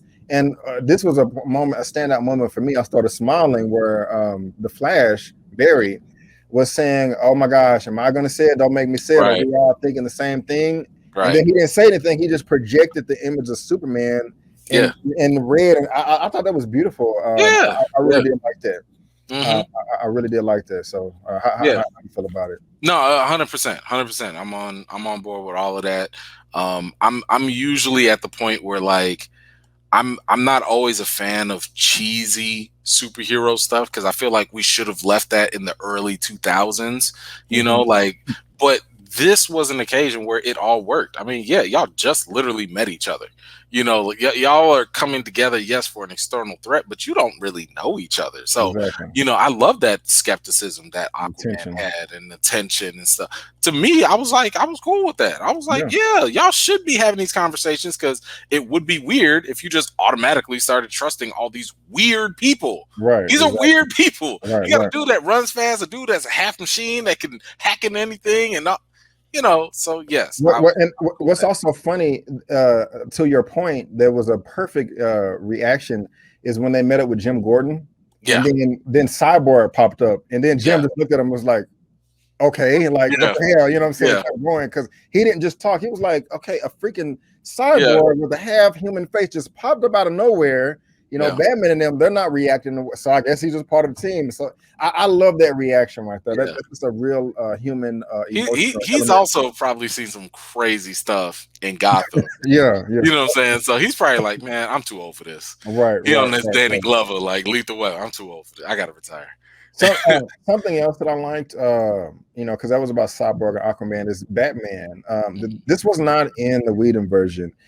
He was more desperate in this movie, much more desperate to me, and that really came out when they were trying to resurrect Superman in the ship. Yeah. I like the fact that I just thought about the scene too. Izzo made me forget when the ship was trying to warn him. And something you said at the very beginning of this, I don't think the ship was afraid. Excuse me. I don't think the ship or the mother box. I don't think it was the mother box was afraid of Superman. I thought the mother box was afraid of Darkseid or Steppenwolf. No, it was. They were. What was implied was that Darkseid and them, I guess, were because the mother box can think. Apparently, it was afraid of Superman because I guess Superman was the only thing that could stop Darkseid's plan. Okay. That was it. Like he was the only hindrance that they had. But that the whole resurrection scene. I mean, it was cool. It was all right. And we've been talking in a minute, so I'm gonna try to speed up a little bit. But that was where the ship was warning Cyborg, like, I don't advise this. This is a bad idea. And Batman was like, it doesn't matter. We already knew that. Proceed, do it. I'm just like, man, we didn't really see that side of him before. But when he activated it, and then it showed the explosion in the world, that vision that he saw, and it showed Wonder Woman dead with the gold stuff on her eyes, and Superman being mind controlled. I loved all that. That was wonderful right there. Help me understand this though, because it was different in the Whedon version. In the Whedon version, when he did the charge for the box, he said that you have to charge it and it has to hit the pool at the same time. Yeah. So and he did this at the end of the movie too, which we'll talk about. But how did it go down and then go back in time? Because it came back up the photo. I don't. Yeah, that was because of Barry. you know, so which I like. I like how they depicted that that's really showing how fast Barry is running. Like, he was running so fast that he literally went back in time, but it was only for that moment, and that's why we saw things going backwards slightly, because he was going beyond the speed of light. Now, obviously, at the end, he goes even faster, Man. you know, but it's pretty much the same thing that happens, you know, like with the ship. He's running so fast that he kind of reverses time a little bit, and then towards the end, he reverses time just a little bit more. But it's, if you put both scenes together, it's literally the same thing. I got you. Now, how did you feel about this scene right here? Because this was quite different than the Whedon version. You know, I like the additions that they added of Flash running into Aquaman and Superman kind of dodging them like this. Oh, you don't like that? You didn't care for that? I mean, I didn't. There was nothing new enough in this scene that blew me away. Really? You know, nah. I mean, like, don't get me wrong. The scene was cool. Like, it was probably one of the best things in the Whedon cut, you know, in the Whedon version, because I mean, to the the headbutts, you know, the headbutt exchanges was dope, you know. The fact that Superman like could actually see Flash, you know, like those things I thought were awesome, you know. Man, the way he body slammed Cyborg, you know, and just literally tossed him like a thing of trash. I'm like, God, I mean, that wasn't the first, and like he just went down the line, whooping everybody ass or whatever. Like, I mean, nice. You know, at the same time, I mean, like, you know, they kind of over souped him up a little bit, because even in the comics, like when he comes back from the dead, like he's still weak, you know, and I'm like, y'all could have had a nice opportunity there to still keep him strong, but at least make him not so ridiculously powerful. Like at this point, I was just like, who's gonna stop him? But it's a necessary plot device to make Lois that much more valuable. So I get a long game. The means were a little different. It was still entertaining. It was probably one of the better scenes, again, like in the last movie. But yeah, I didn't think like the extra little stuff they showed in this like made a huge difference. I was like, okay, like he's still whooping their tail, you know. And as a matter of fact, he was way more serious with Batman. At least in the last one, he talked to him. You know, he gave him a whole speech with his messed up CGI beard and all. But this time, he was just like, it's on site. Literally, it's on site. That's one of the things that made me like that much more. That he was just like, I'm going to kill you. And he actually tried to. So that part, I got no issue with it. Like it was a good scene. I thought it was more consistent. But again, that's the benefit that the Snyder Cut brings, is it keeps that tone the same way the whole way through. And I mean, Soups kept that same energy that he had last time. He was like, oh man, wait a minute. Why would he want to kill Batman after they had their Martha moment and all? Because he I don't know. I'm just saying they buried that hatchet a long time ago, even within the movie. I don't know. Didn't they? I mean, wasn't that the whole purpose of you go protect my mama? I'm gonna go take care of it. Like, so I guess the Martha moment didn't mean nothing then. Now that I think about it, I don't know. I didn't even why is he like so mad? I didn't think of that. You know, now let's move on to the ending battle, the ending fight scene. Yeah. And I just thought about this. I didn't remember it till now. Is that when it was on like the helicarrier or their version of that? In the Whedon version, they had Aquaman was sitting on the lasso of truth. They just, he was started admitting whatever and being emotional. I just remember that wasn't in this version at all. That's fine. I'm cool with the more serious tone. One of the things that's kind of silly to me though is you have these two mother boxes that is able to make this stronghold, and Batman is just able to shoot it with a couple of missiles and bring down the base. I'm like, how strong was it? Sure. That kind of bothered me. But I like this whole scene right here, man. From beginning to end. Everybody has something to do. Yep. Because me, when I watch my action scenes with a bunch of people, I'm like, okay, if these people over here, where are these people? You know what I'm saying? and if you don't execute that the right way, I will get clocked out. It's Sure. just an example is Transformers 3 Dark of the Moon. Megatron was sitting on the stoop the whole time watching everybody else fight. But anyway, I just thought about that. Okay. But I'm glad that they cut all that family stuff out. You know. That was family. You know, that was Sokovia 2.0 from Age of Ultron. That's all that was. The house and the Rivaderci and pushing the whatever he said. I'm glad they cut all that out and it was more serious. Yeah. But the fight scene with I like the power up apparently that God Steppenwolf, when he was over there playing with the boxes and he had the bright illuminating eyes. Mm-hmm. I like that. I thought that was pretty cool and entertaining. Anything that stands out to you in this final No, I mean, look, like I said earlier, like they was way more brutal, with this. I was always down with this scene, just because again, it's Steppenwolf going up against Wonder Woman, who's no chump, Aquaman, who's no chump, and it does take Superman to come through. To kind of tip the balance in their scales in their favor. So I was cool with all of that. I didn't really have much of a problem with anything. I liked the fact that they made Barry more important here. Yes. Because, last time it was all like just sheer strength. We need Superman to just be strong and tear these apart. All right. But now having Barry, come in towards the end, it adds more drama, it adds more emotion, adds more tension and suspense, because he literally was late, well, because he was too busy getting shot again, but, he was late.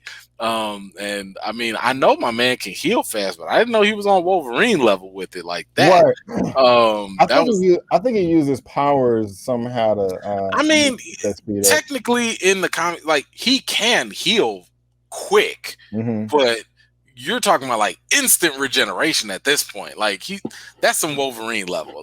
I've never seen him heal that fast.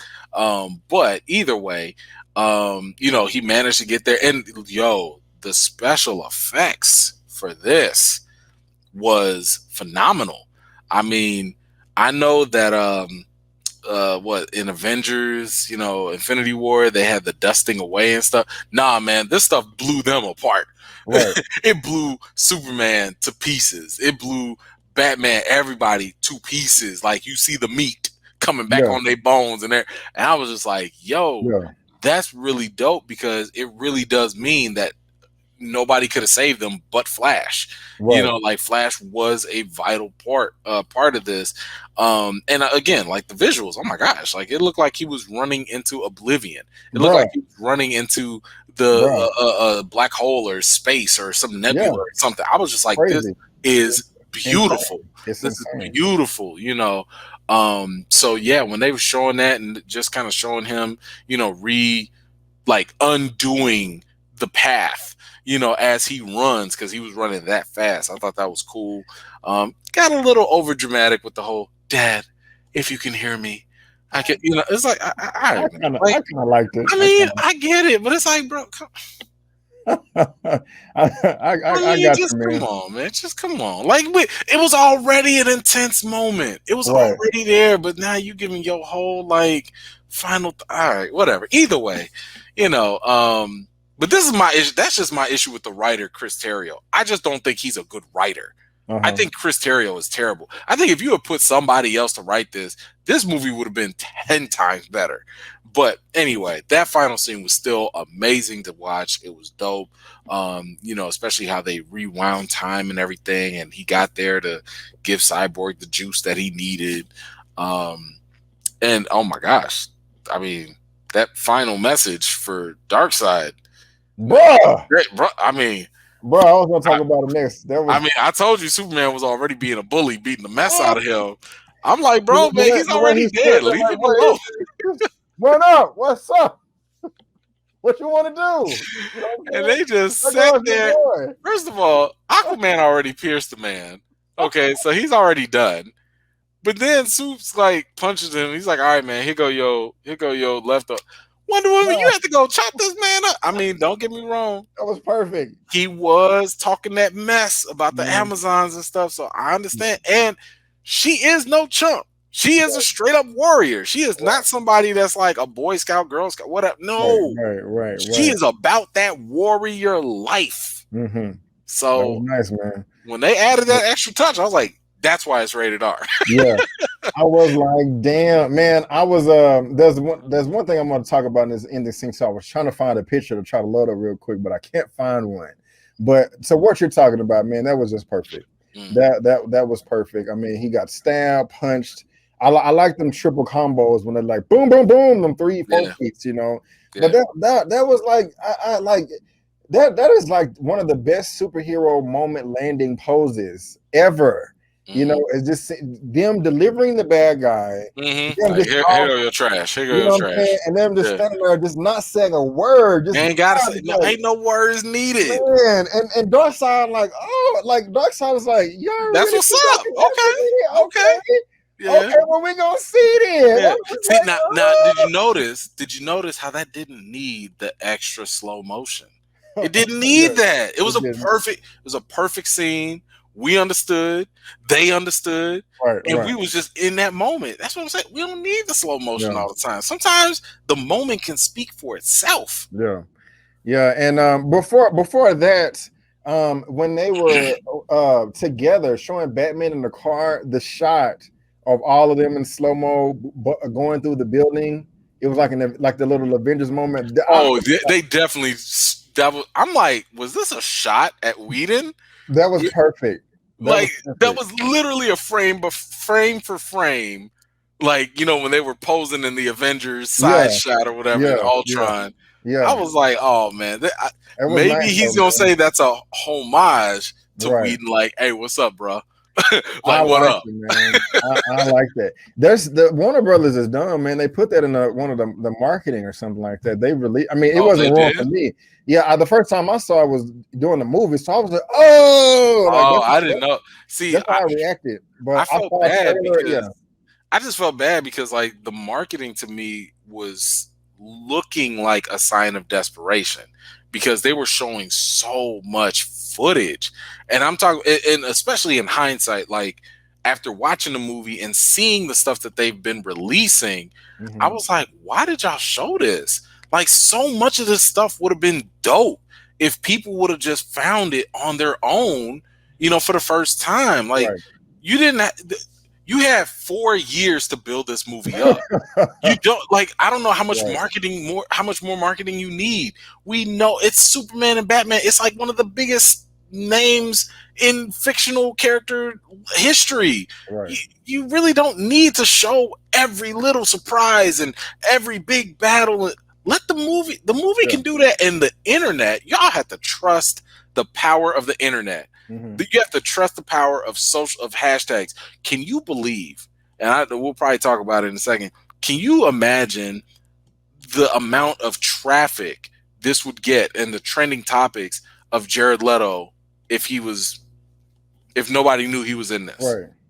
It would have blown people away. Would have blown them away. That would have had everybody sold, man. They was gonna subscribe or buy this movie. You know, they're gonna do that. So I don't understand, man. You know, but yeah, we're coming up to the end. We're talking almost 2 hours.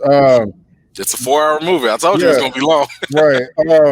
But I have to bring him up again, Darkseid, because once the portal closed, I just love his image. I love his face. I love his eyes. I love his size, how tall and wide he is. Steppenwolf was already a badass and was big and huge. And I like the hierarchy of power showing how vulnerable he is right here. Because majority, you see right here, the camera is above him looking down. Showcasing how small he is compared to Darkseid. But every other shot, it was either mid or at the bottom looking up. So Steppenwolf was already a badass, so they just did a great job of just showing how much more of a threat, I'm going to say Thanos, Darkseid is. And his voice, it was perfect. It was absolutely perfect. It could not have been more perfect than what it was, like the sword, anti-life has been found, and we will stop at nothing until it's possessed. Ready the Armada. will do it the old way. I mean, Yeah. I recorded that scene on my phone. Of course, I'm not going to post it online, and I listened to it in the car, like when I'm going from places. That's what I've been doing since Sunday, or because I like that scene so much. So after seeing that, I would have said to myself, "Oh my God, I cannot wait to see more Darkseid because it's going to be a long ass time." And I wish Zack Snyder was at the helm, but the Darkseid was a perfect 10 out of 10 to me in this movie. How you feeling about that? I mean, I don't think we got enough of him for, because somebody was actually asking me on my review. They was like, "Yo, what's up with Darkseid?" And I was like, "Well, I wouldn't put too much stock into him because he's not featured that much. Like, he's dope in the flashbacks we get. But he was always meant to be that bigger villain down the road." So it's not like this ain't his show. You know what I'm saying? This ain't the show for you to see him on full display. I like the little fact that we got him. One thing I was always hoping for was the Omega Red beam, or the Omega beam, through his eyes and stuff. And they showed that, it was unfortunately through another nightmare or whatever that was. But I think we got the message that he's a problem. We got that message. Now I personally, and this is only because of comics, cartoons, and the animated movies and so on, every depiction of Darkseid rarely shows weakness in this man. I mean, we saw him, like, even the fact that they wounded him in the battle, I was like, I don't like that. Like, Darkseid is the kind of dude where he's like, I'm so powerful, I'm not even going on the battlefield. I'm letting my army do stuff. And if my army gets pushed back, all right, I'm a bounce. And like, honestly, even in the cartoons or whatever, or in the comics, the only time Darkseid gets pushed to the limit is when, like, someone like Superman breaks it.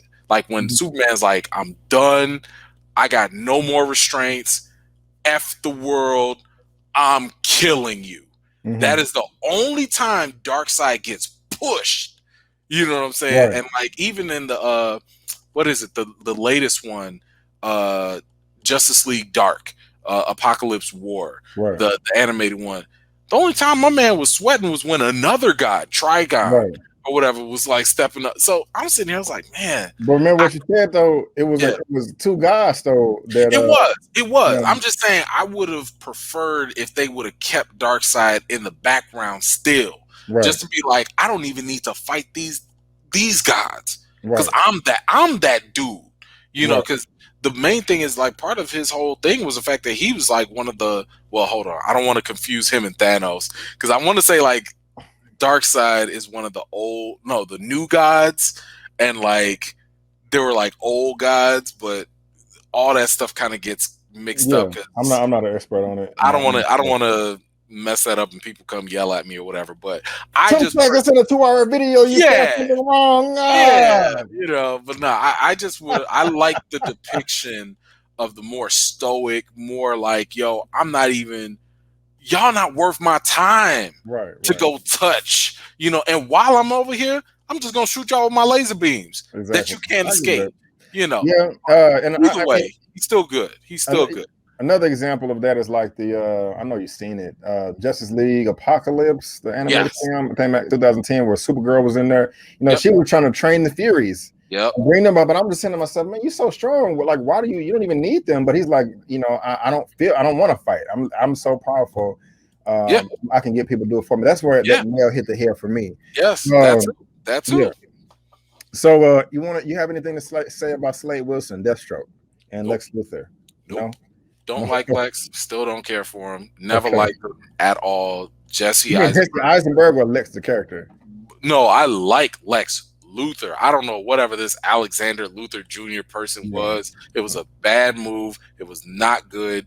I understand that it came from an alternate Earth version because Snyder's been picking and choosing different universe reality to embody different characters, just like Batman is from the Dark Knight Returns, comic series, the Frank Miller stuff.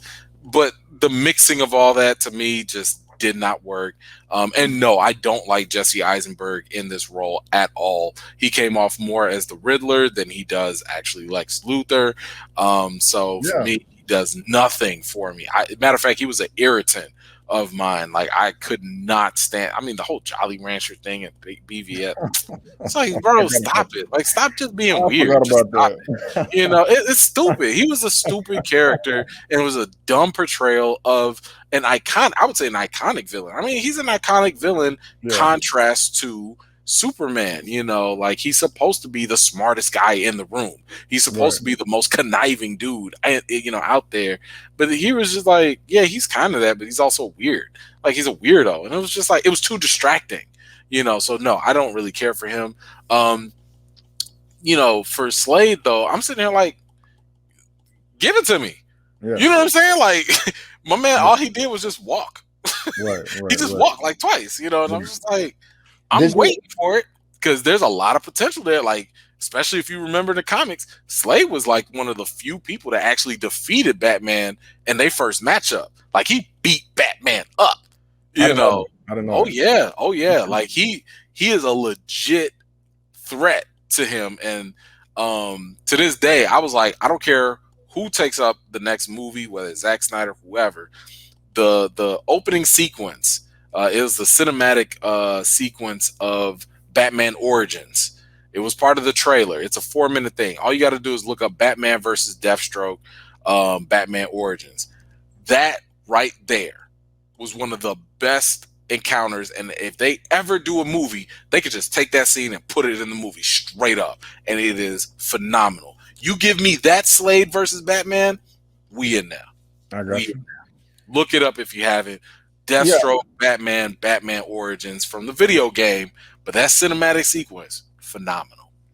I was going to ask you, I'm pretty sure you seen the Justice League, I think it was called Gods and Monsters. Yes. And okay, because I think that version of Lex I liked in the movie. I think he was hanging around in space or something like that. Yeah. Now, just coming to the end, I can't remember if I said this before. I think I did, but if I didn't, I just want to say it now. The dream sequence stuff didn't need to be in this. They could have cut that out. Yeah, I think I did say that. Yeah. That could have been gone. The movie should have ended right where Superman opened up. It should have ended right there. Yeah. And so that, other than that, man, I mean, I wanted to geek out too about Flash going super fast. I thought that was dope. Barry, you got to do it right now, faster than the speed of light right now. Go, you got to do it now. It was freaking amazing.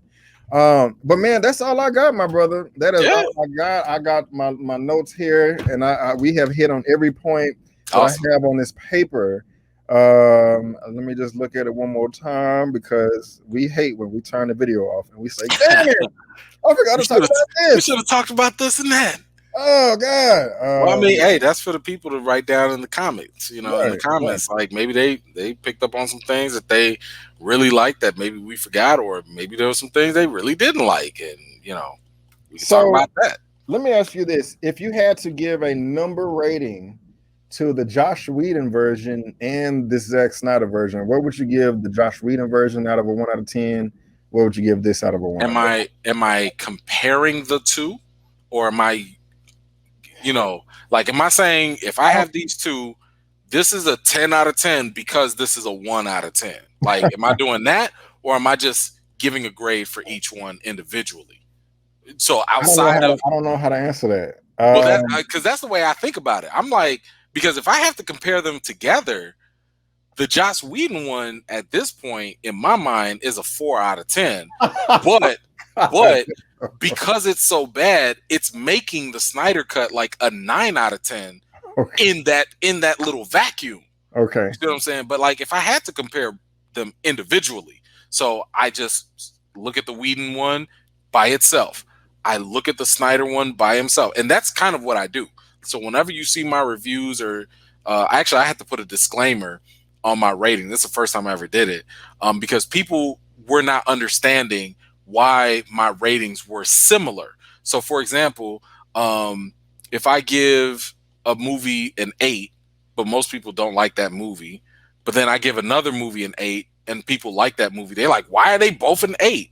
Well, Yeah, they're 8s for different reasons. exactly. Yeah. You know, so that's kind of the thing that goes on here. Like, yes, I get it for you, the audience. You see that one number, but for me, I actually have a calculator. Like, there's Right. a calculator I do where it's like, what is it 1 out of 10 for cinematography? What's the 1 out of 10 for buyability? What's the 1 out of 10 for rewatchability? What's the 1 out of 10 for acting, for the plot, for the themes, for the setting?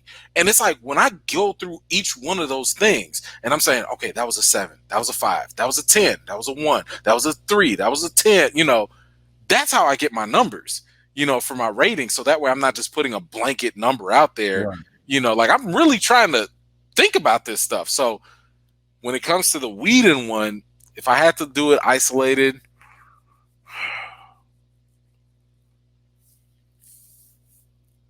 do I have to consider whether we're watching it today? Like what we know today? Like what we know today? What I have to give it? What do you mean what we know today? Because the thing is like, back then in 2017, there was no Justice League movie. You know what I'm saying? There was like no competition. So it was kind of like, you kind of. I don't know. You don't know? Okay, maybe I'm overthinking it. I overthink these things sometimes. I think I give it a 6. I give it a 6. The Joss Whedon version. Yeah, I mean, it could probably go lower, to be honest with you. Okay. But like, for whatever reason, I give it a 6. But the Snyder Cut, I mean, I already gave it a grade. You have to go watch my video to find out. But it's higher than a 6. I can say that. Okay, it's higher than a 6. Well, yeah, that's a good. Yeah, I may not want to tell you. Well, I guess I'll ask you off screen. No, yeah, I'll tell you. But like, what would you give the Whedon one? I would give the Whedon one right now, maybe about now I'm thinking like you, because I don't want to compare it to the other one. See, that's the thing. It's really hard, and I would say it's also kind of unfair to compare it to the Snyder Cut, because again, Snyder Cut is on streaming. It's it had time to get itself better, to fix itself. You know what I'm saying? I got it. I'll give the Whedon. I give the Whedon one a 7. I'll give the Snyder Cut a 9. Okay, that's what I'll do. I don't know about the that's just where I'm at. Sure. Even with the nitpicks in the Snyder Cut, I mean, because definitely the thing did not need to be no goddamn 4 hours. No. Ton of stuff could have been cut out. Even the good stuff. Yeah, and the most important thing to understand with that criticism is the fact that, like, that's not hating on it. It's just the fact that you could have accomplished the same goal, the same vision, with 30 minutes less footage. Right. You could have had all the same highs, all the positives, all the excitement, with 30 minutes cut off. Right. And something you were saying earlier, if I have 2 different movies with the same rating, I could enjoy one more than the other. With me, it depends on what the goal of the film and what it's trying to accomplish, and how close it came to accomplishing that goal, to executing it. Because you can have movie A where the whole plot of the movie is John Doe is going to make a peanut butter and jelly sandwich. Correct. That is extremely simple. Yes. Opposed to a Christopher Nolan movie like Interstellar or Inception. You know what I'm saying? Mm-hmm. Of course, Inception is 1,000 times harder to make than somebody making a peanut butter sandwich. Right. You know, so you're gonna be much harder on it. You know, there's more things that you have to do in Inception. You know, so I could still give both movies an 8. But Inception would still probably be the better movie because it had a billion hurdles to jump. I hope that analogy makes sense to the people watching this. So Eman gives the Whedon version a 6, and if you want to know his rate, or maybe lower, and if you want to know his rating for the Snyder Cut, you got to go watch his review, which is on his channel right now. And I give the Whedon version maybe a 7. And I'm giving this right here a 9, but still, please go watch that as well so you can help us out with the reviews. Is there anything else that you would like to tell the people about this movie? Also, what are your final words, and what do you have going on your channel, sir? Yeah, no, nothing else about this movie. I mean, hey, the most important thing, because I've seen this get pretty bad online. I've had to block people already, which I don't ever like to do. Me neither. I have no problem with people having a different opinion. You don't have to like what I like. You don't have to dislike what I dislike. Just do it respectfully. There is a Snyder cult out there who I would say are just as bad as the Marvel fan base that are trolls and stuff. Don't be in that. If you enjoy this movie, enjoy it. Don't matter what I say. Don't matter what B says, even though you probably gonna agree with him. It does not matter. The point is to enjoy yourself, and you don't have to tear other people down just because they're not as hype as you, or that they don't, agree with you. So that's the only real word of caution I would tell people. Go watch it, make up your own mind, have fun with it. If you get to the point where you're getting emotional, you need to stop. You're doing too much. Right. As for that, on my channel, definitely come and check me out. I have some interesting things coming up. What am I working on? I have a WandaVision theory, and I will give you this exclusive only because I'm almost done with this, so it's not enough time for anyone to bite off of this, because that's kind of what happens with my theories or whatever. My question for you, or basically the topic is, what if I told you that WandaVision has actually shown us who the true hero in Avengers Endgame really was, and it wasn't Tony Stark? WandaVision proved it. So my theory, I'm gonna put that out there. I'm like halfway done with the video. Hopefully I can get it by this weekend. So I'll be putting that out there. Come and check that out. That'll be fun, just to think about. Definitely doing the Falcon and Winter Soldier breakdowns. And got a couple interviews coming up, so you don't want to miss any of that. Yeah, so guys, there's a link down to Eman's YouTube channel down in the description box. You can also head over to his channel. Let's help this brother reach 100,000 subscribers. Let's help him do that by July. So if you want to know, also, if you go over to my channel right here, this is my channel, but if you click the channel tab right here, you get the whole crew, the whole family, and there is Eman's channel right there. And as far as I'm concerned, y'all know how I feel about the movie. Next few videos you're going to see with me is I will be covering the Falcon and the Winter Soldier as well, with a non-spoiler and spoiler recount. We both have seen it. I'm not going to tell you how we felt about it. I don't even know how you. Well, I have a slight idea. Also, I will probably also be on Lamont's channel right here on Friday to talk about this movie, or at least what are we talking about? The Justice League, and also Falcon and the Winter Soldier. So y'all go subscribe to him as well. Very, very cool dude. And that's it, guys. So I feel like I'm leaving something. That mask up. Wear your mask and be respectful in the comments and all that good stuff. I really feel like it was something I was gonna say, but I can't remember. I hate it, but oh well. But guys, I want to thank you so much for tuning in. Subscribe to the channel. Help me reach 30,000 subscribers. Go ahead and give me that thumbs up and subscribe to his channel as well. And my name is B. Avery, and that is Eman, and that is just our opinion. Peace out, y'all.